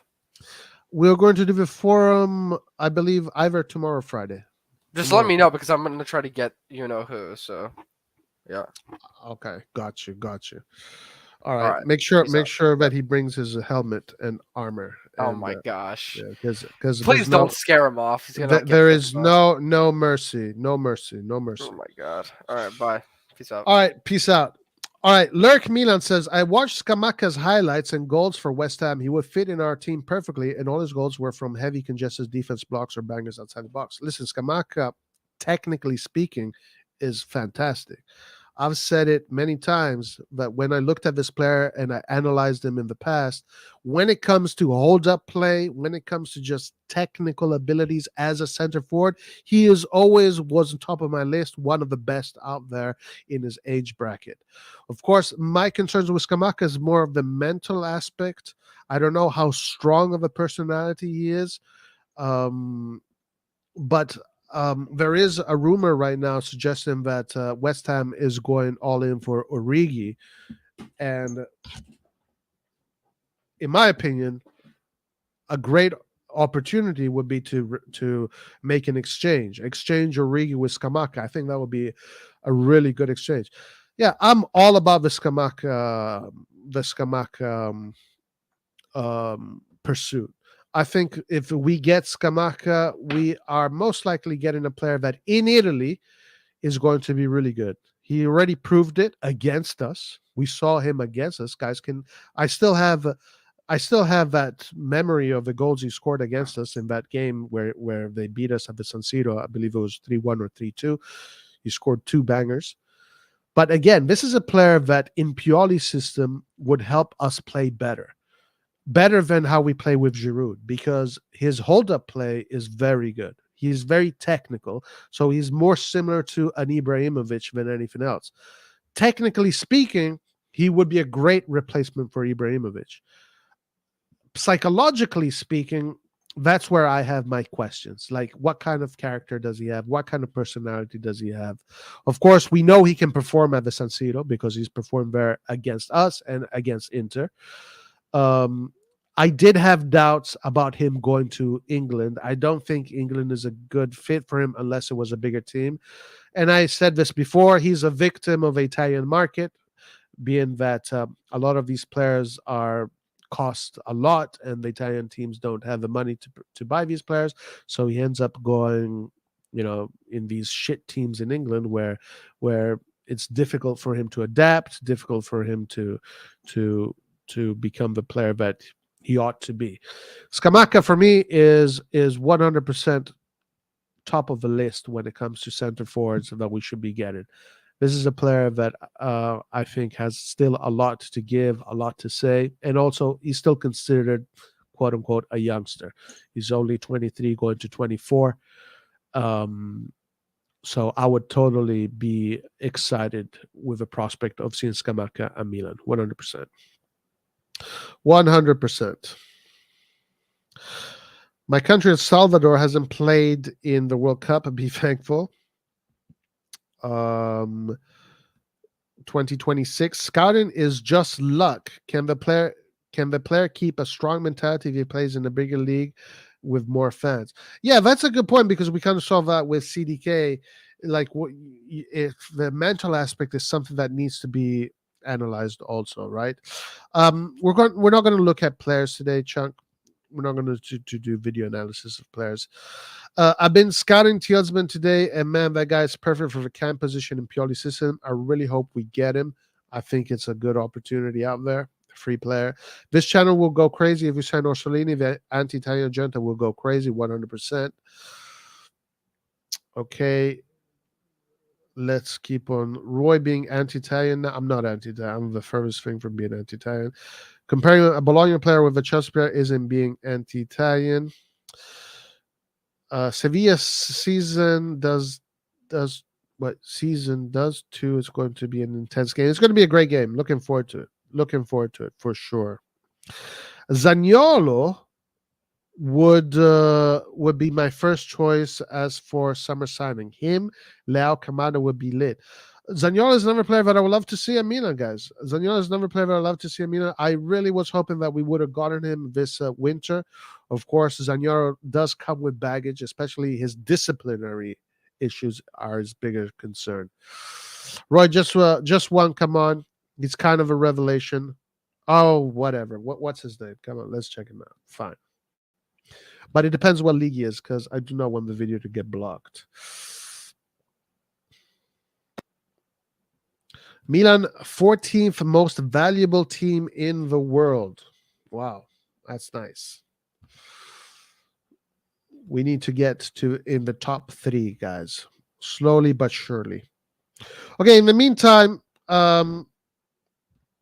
more rumors, more links. Let's see what this is all about. This is more so other names that are linked to the wings of AC Milan. Ante Rebic, Divock Origi, Junior Messias, and Alexis Salamakers could all leave the club. Now, I disagree that Alexis Salamakers leaving the club. I don't think that's a good thing. I think Alexis Salamakers should stay in the club, also because he's still young. He is provided to be extremely useful in many kind of scenarios, especially in many different tactical scenarios. We forget that against Tottenham, Alexis Salamakers had an incredible, important moment where he stopped that goal from Son. That was one of the key moments that allowed us to go through. I think Alexis Salamakers is still a player that has a lot to give and is very, very useful tactically, because you can deploy him in many roles. He creates balance when you use him as an offensive winger, but you can also use him as a wing back. You can use him as a defensive winger, and you can use him also in the center. And he's a player that runs like a motherfucker, and he is a player that will give his all. As far as Rebic is gone. Origi, I think his time. I think Origi is better for his career to move on. Junior Messias, a player that has given his all. I like him. I've got nothing negative to say about Messias, but Messias is also coming of age, and we should be looking to replace Messias with maybe a better prospect. Stefan El Shaarawy may return to Milanello, given his contract with Roma is about to expire, and he would be useful deputy to Leao. I'm not a big fan of the El Shaarawy link. He wants to renew with Roma, but for now, no offer has arrived from the Giallorossi. And then, like before, Ziyech, Zaniolo, Asensio are names. But a new name has emerged, which is Edon Zegrova from Lille and Riccardo Orsolini from Bologna. There's also a possibility that Brahim Diaz stays, and agreement is found with Real Madrid. Zegrova, I've heard a lot of good things about this player. We shall see. We'll see what the wing brings, what the wings are going to be. All right, Chunk, show me this player. Who is this player? Zeki Admauni.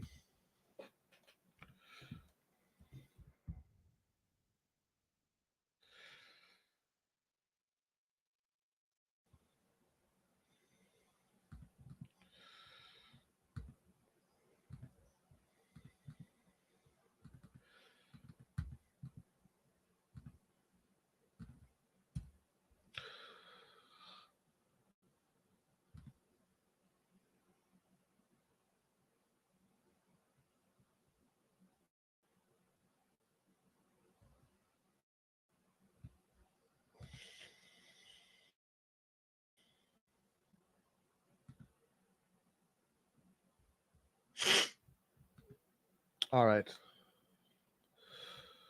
Let's see what this is all about.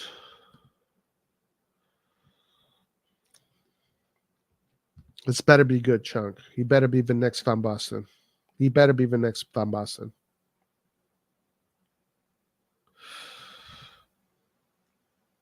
Eldon Zagrova is a special talent. Okay.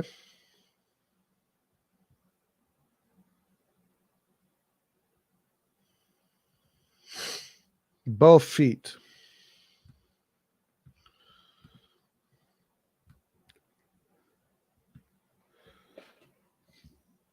All right, we're going to do a live reaction of this player, Swiss international. Seems like he's a Swiss international.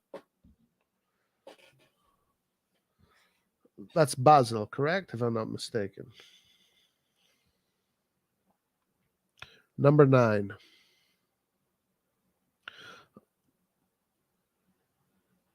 Basel. Oh, I saw Basel play recently. Is this Basel?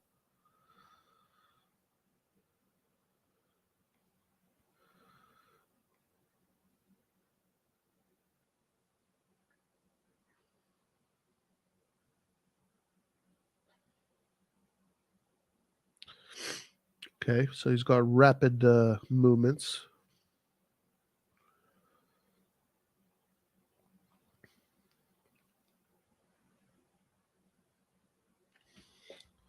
Okay, I'm going to start with this, guys. Okay, so I'm going to start with this.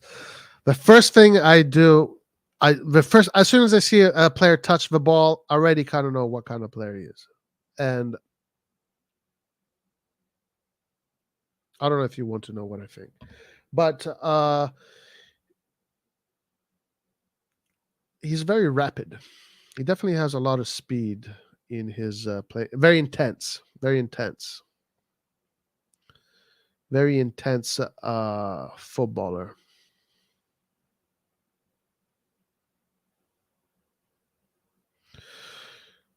He likes to think fast.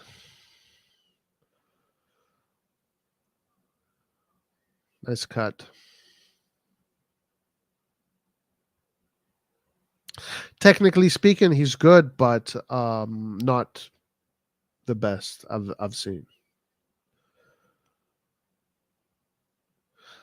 You know what? I kind of see him fit well in Italy. I kind of see him fit well in Italy, actually. He does have a little bit of a style that I think would fit well in Italy. He's not bad. I like that he's intense. The way he plays, he likes to play. I think he would be a good player for low blocks. That's what I'm seeing. But is he worth what is he worth? 15, 20 million? I don't know. I mean, yes, sure, he is worth that, I would say, but should we spend that for him?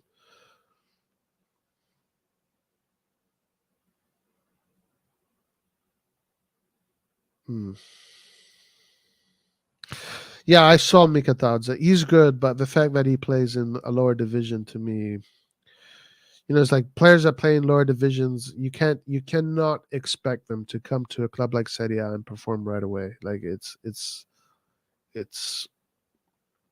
very difficult if that happens. Very, very difficult. It could happen. Okay, so I'd give this guy maybe a 6.5, 6.57. I don't know. I would have to see more of him. The one thing that caught my attention is that he has a lot of intensity in the way he plays, and he seems to be very aggressive when he has the ball. Everything he does is with aggression. In the Serie A, that would work well for him. See, everything he does here is all aggressive.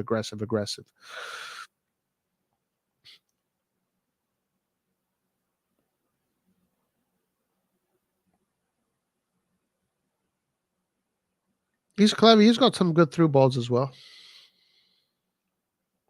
This is a clever play. Splits the defense in half right there.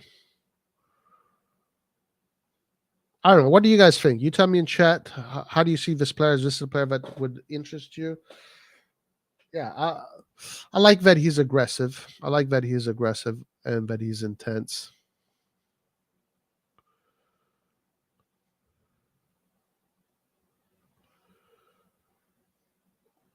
All right, so let's check this other guy.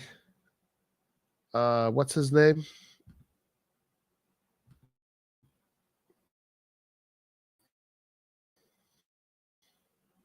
Zegrova.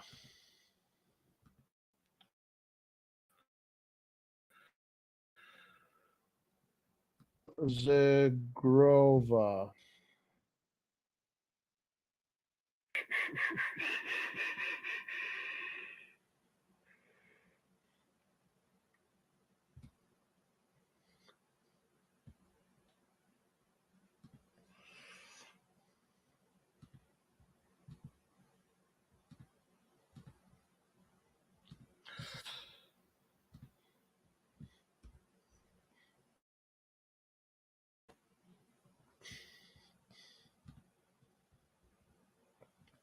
All right, Eden Zagrova. I've heard this name being linked to Milan a bunch. Let's see what he's all about.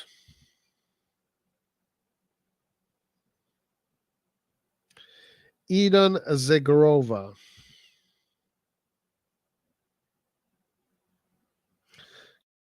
Come on, bro. Just fucking work.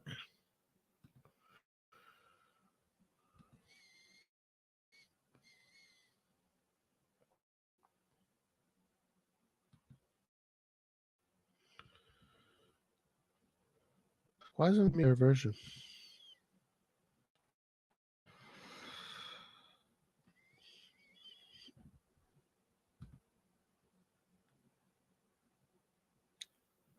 Oh, what the fuck? All right, fuck it. Let's just see what this guy does. Let's just get this over with. Okay.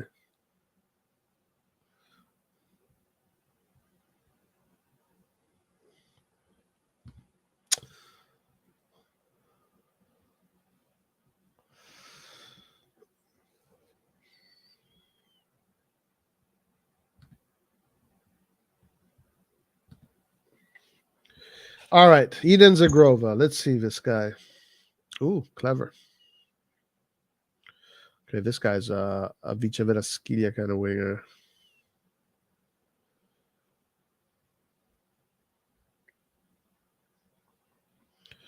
Inverted foot.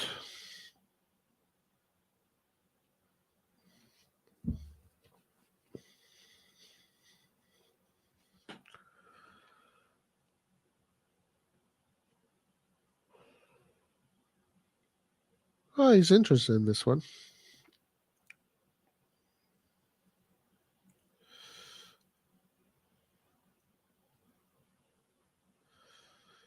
Nice cuts.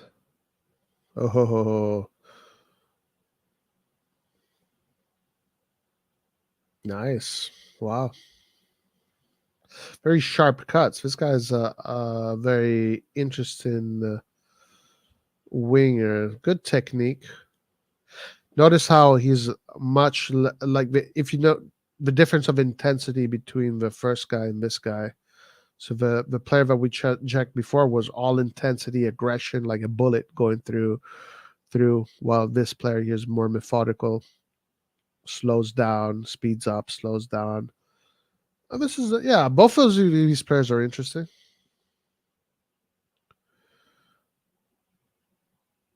He has a good technique. I don't know what his output looks like. A dribbler, sharp dribbler.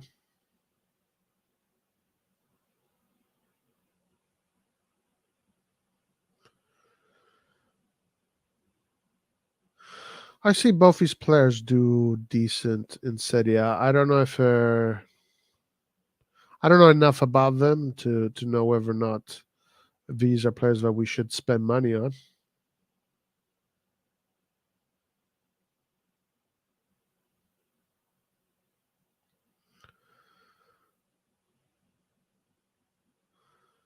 This guy loves the nutmeg, huh? He loves the nutmeg players.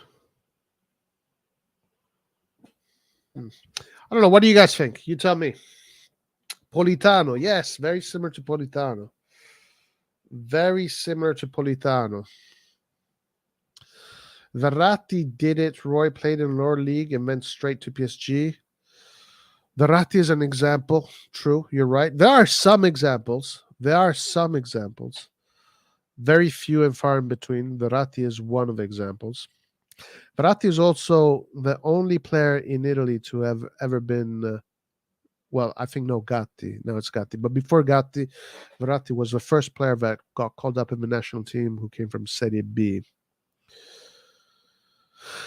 Kone did the same with League One. Yeah, I mean, I'm sure there are a few players. So I'm just saying it's something that you have to consider when making these analyses, when looking at these players. Just something that you have to consider.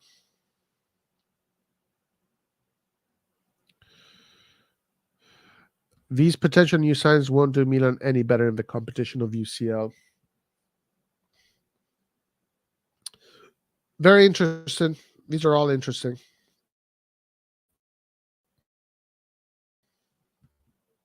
Will be seen. All to be seen. All right, guys. So in 30 minutes, Roma, Sevilla. That should be a very, very interesting game.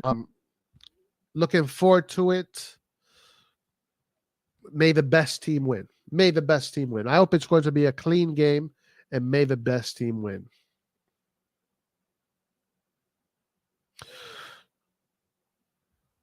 Okay, guys, we might have another piece of news before we end up closing here. Evening Standard striker told he can leave Chelsea with Milan keen on reunion. Aubameyang, according to the Evening Standard, Mauricio Pochettino will now begin a clear out of the Chelsea squad following his appointment as their new head coach, and Aubameyang has been told that he must find a new club. Several clubs in Saudi Arabia have confirmed to express their interest, with Chelsea willing to accept a small fee and take a loss on the 12 million, 14 million fee they paid to sign him less than a year ago.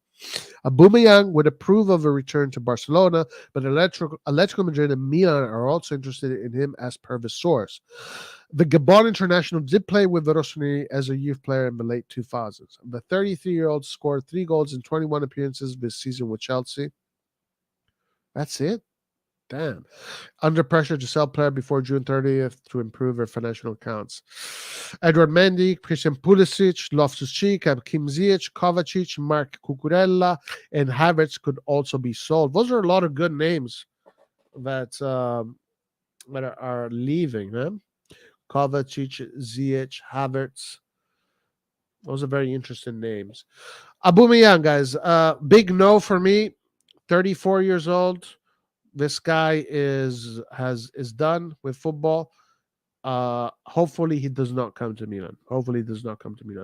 Did you already look at Mikataudze? Yes, we saw him. As I said, very skillful, but my concern is that he plays in the lower league, even though Galvin does have some good points. Great output. Only problem is that he's almost never plays a full game. That's why I don't see him being a rock solid starter for us. Our right wing needs to put in some important work rate. Yes. Okay, guys, listen. For today, we covered everything there is for today. So everybody, thank you very much for joining us. Make sure that you click opinion on Pioli. I'm totally Pioli in. Listen, guys. Okay, let's finish with this today. Pioli for me has now. I know people don't agree with me, and they're going to not agree with me. Some people are also going to throw this against me, but I think Pioli, in my book, has earned the status of being a top coach. Why? Why would you say that? Pioli, top coach? Psh, how could you say that, man? How could you say that's crazy? I'll tell you why I think Pioli is a top coach, okay? And I know a lot of people disagree with me, and that's fine. It's fine that we disagree with each other. There's no problem with that. I'll tell you why I think Pioli is a top coach. Because Pioli has shown me that every time he is given the right roster and a set of objectives, with that roster, he achieves those objectives. At least this is what I have seen from Pioli ever since he has joined Milan. This year, with the roster he was given, I was 100% sure he would have not he would have not defended the title. 100% sure, especially after seeing the work that Napoli did in the summer. And also, Inter did a pretty decent job with their roster in the summer. So did Juve. Roma did actually a pretty good job with a roster in the summer too. But Milan, with the roster Pioli was given this year, there was zero chance for him to do well in both competitions. Again, we got lucky that Juventus did what they did, and we finished top four. But with the roster Pioli was given this year, for me, straight from the get go, it was impossible to envision Pioli being able to comfortably finish in the top four and go deep in the Champions League. It's one or the other, one or the other. Now, with the roster he does have, for example, I do see this roster being good enough to go deep into the Champions League, because when you take the 13 players that we have, and if you can utilize these 13 players in these important in and out games, it is a good roster for sprint like competitions. And as a matter of fact, he got to a semifinal, thusly saying that with the roster he has, he did do well in the Champions League. For the Scudetto, no chance in hell. And people are not going to understand what I'm saying. They're not going to understand what I'm saying, because I find it funny that the people that disagree with me are the same people that are going to say, yes, we need to sell half of our squad, but Pioli should have won the title. It's one or the other. You can't have, these two things can't coexist. Either you come to me and you tell me, Pioli is not good enough and he should have done better, or you tell me we should sell half of our team. Origi needs to go, Rebic needs to go, Des needs to go, Balotelli needs to go, Bakayoko needs to go, Messias needs to go, Ibrahimovic is not there anymore, Marco Lazetic needs to go, Gabbia needs to go, Tatarusano needs to go, Florenzi needs to go. So it's one of the, either Pioli sucks or these players shouldn't be going anywhere, you know? But no, the truth is that Pioli this year was not given the roster and a roster adequate enough for him to fight on both fronts. And he even said this. But the previous years, he did have a roster, and also given the competition that he had, that was good enough to either win the Scudetto, finish in the top four, finish in the Europa League. Those rosters were good enough for objectives that was given to him. Now, next year, this is my bet that I'm going to make to all the haters, and we can debate this in the forum and whatnot. If next year Pioli is given a top-level roster, I'm 100% sure that everybody that said Pioli out this year is going to say Pioli is a genius next year. Now, the reason why I say this is because I have coached football teams for many years, and I know the difference between a good roster and a bad roster. And I know that no matter how the fuck you want to put it, the difference of a squad comes down to your players, to the players. There's a reason why, teams want to spend big money on certain players. Yes, you can have you need to have a good roster. You need to have a super strong 11, and then the other 11 need to be also strong. They don't need to be necessarily super strong. Super strong is better, but they need to be strong. I know what that feels like because I've been in those situations from U6 to U8 to U10, U12, U14 to adults. I've had that experience for over 10 years with all these different age brackets, and it's relative. It is relative. The same shit that happens in U6 happens with U14. The same shit that happens with U14 happens with the adults. It is all relative. Doesn't matter whether it's Serie A or amateur football league. Does not matter. It is all relative. The quality of your roster is a big factor in the whole equation. That's why you have a DS. That's why you have a mercato. That's why you have an infrastructure. Football is not just, hey, here's a coach, get 22 random players, put on a jersey, and go win me a trophy. It doesn't work like that. It's much more complicated. So, in my opinion, you give Pioli the right players, and he will achieve what you want him to achieve. Therefore, I consider him a top coach. Pioli in 100%. I'm all about Pioli. And if If next year, for example, he's given a roster, let's say in August, by August, we will know what roster Milan has. And we will know what the other teams have. So we can compare, right? And the thing about me is that unlike many of the people that I've come to know on this community, I have the ability not to see things through the Milan lens. If there is a team with a better roster than us, I have no problem saying it.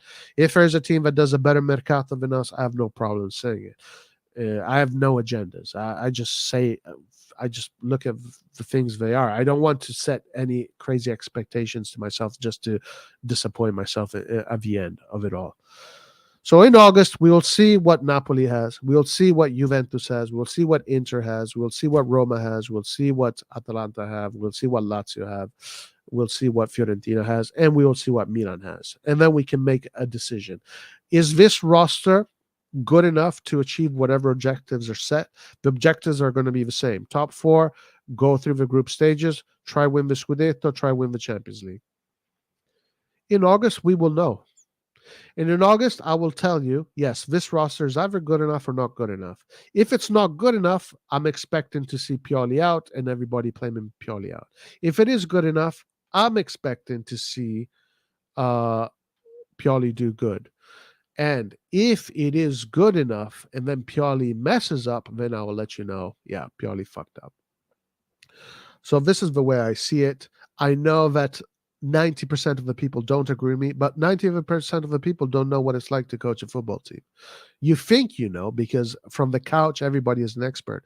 But before I started coaching football, I thought I was a top G. I thought I knew it all. But the moment you start coaching, you start reality checks. All of a sudden, you have to manage all these players. You have to train them. You have to create the tactical preparation, etc., etc. And then all of a sudden, you think you're going to beat everybody. You think you're going to win the World Cup. Then all of a sudden, you go there and you meet a team with a super strong roster. They come at you with everything, and holy shit, okay. So this is much more difficult than anybody thought. At the end of the day, coaching is not an easy job. It's not an easy job. Managing players is not easy. Managing human resources is not easy. And again, it comes down to who provides you the players to manage. If you're provided with the right players, you will do well. You will do well. And I think that Pioli, when he's given the right players, he does well. Now, there are coaches that you will give him the right players and they'll botch it. They'll botch it. But Pioli, for me, you give him the right players, he will do well. So I'm Pioli in, and I want to see him another year at Milan. I hope he does not get sacked. Anyway, I know, guys, I'm in the minority when it comes to this. I know people don't agree with me. I know. Nobody needs to tell me. I know that people don't agree with me. I know that people think that coaching is just you go there, you scream at the players, you tell them you do this, do that, and they just do it automatically. It's not like that. It really is not like that. At the end of the day, the truth, I'll tell you something about football and about coaching. You do have a certain amount of influence on the players. And yes, you do have the ability, you do have the space to improve the player, but it always comes down to the player first. If a player wants to improve, he will improve. You can't force it upon a player. It's up to the ambitions of a player to improve. So you can have a player do a million routines, a million drills, but if the player doesn't put his head into it to improve his technique or the details of his game, he's not going to improve. He's just going to stay the same. So at the end of the day, it does come down to the player. The coach can put him in an environment to improve, but it comes down to the player whether or not he decides to improve or not. That's thing number one. Thing number two is that as a coach, contrary to belief, you don't have much control of what happens on the pitch. I mean, you do to a certain extent, but a lot of the things that happen on the pitch is not there's no strings attached. There's no puppets. The ball is round. The ball will bounce left, right, anywhere. So it comes down to a lot of football comes down to improvisation. comes down to interpreting what is happening at the moment and then, making the right decisions. So you can create plays, you can create tactics, but at the end of the day, there's so many variables that you cannot control, and it comes down to the player and his decision making that ends up deciding whether or not the action is going to end positively or negatively. And again, it comes down to the quality of the player. So, for example, one of the last teams I coached, I had 3 exceptional players that I played up top: a Venezuelan kid, an Italian kid, and a kid from Uzbekistan. All 3 of these guys were top level players. They could have easily, they could have easily be top level players, but they chose a different paths in their careers. But at the time I was coaching them, I didn't have a remote control. When I put Diego on the pitch, the best player, his name was Diego. When I put him on the pitch, he did the dribbling, he created the plays, he did this, he did that. And when I had to sub him out, the guy that came in for him could not do the same thing. So the quality went down. And this is the reality. If I had 2 Diegos in that case, I'll be a happier coach, but I didn't, Diego. Right? And this goes across all spectrums, from U6 to U8 to U10, U10. Pioli has only one Leao. He doesn't have a second Leao. Pioli only has one Giroud. Imagine that. Pioli only has one of one. So at the end of the day, the quality of the players makes the difference. The coaches can do up to a certain point, but the players are the ones that are playing. We don't watch football on TV because of coaches screaming on the sideline. That's not why any of us watch football. We watch football because we want to see what the players do on the pitch. Okay? So don't get it twisted.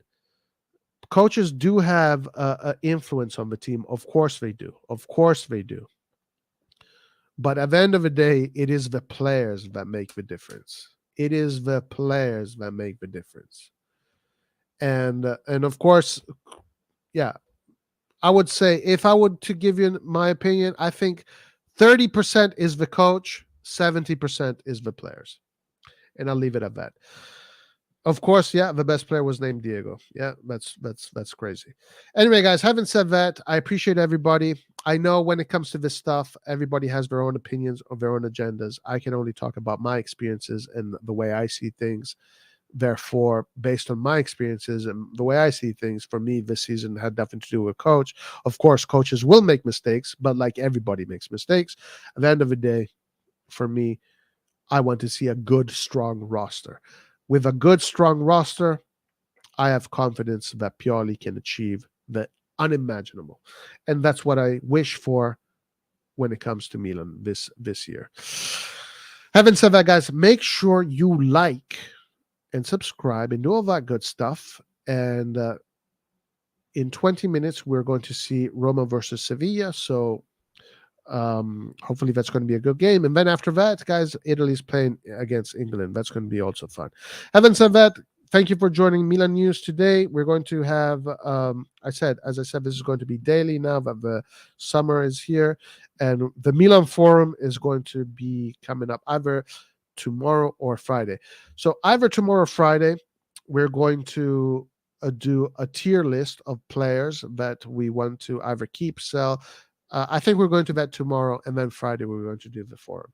Having said that, guys, thank you very much for joining me. Appreciate you, everybody. Forza Milan, as always, no matter what.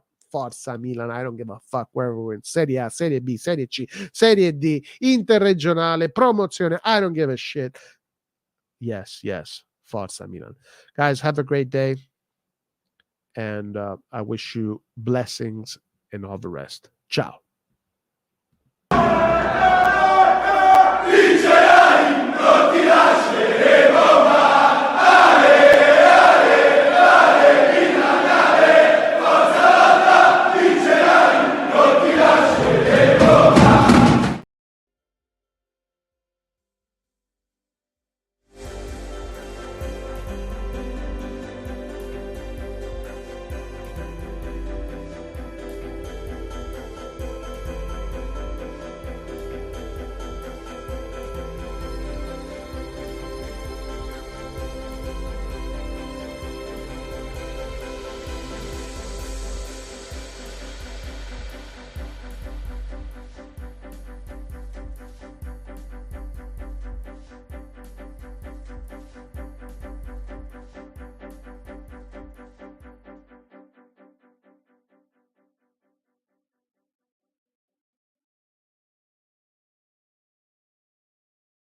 you.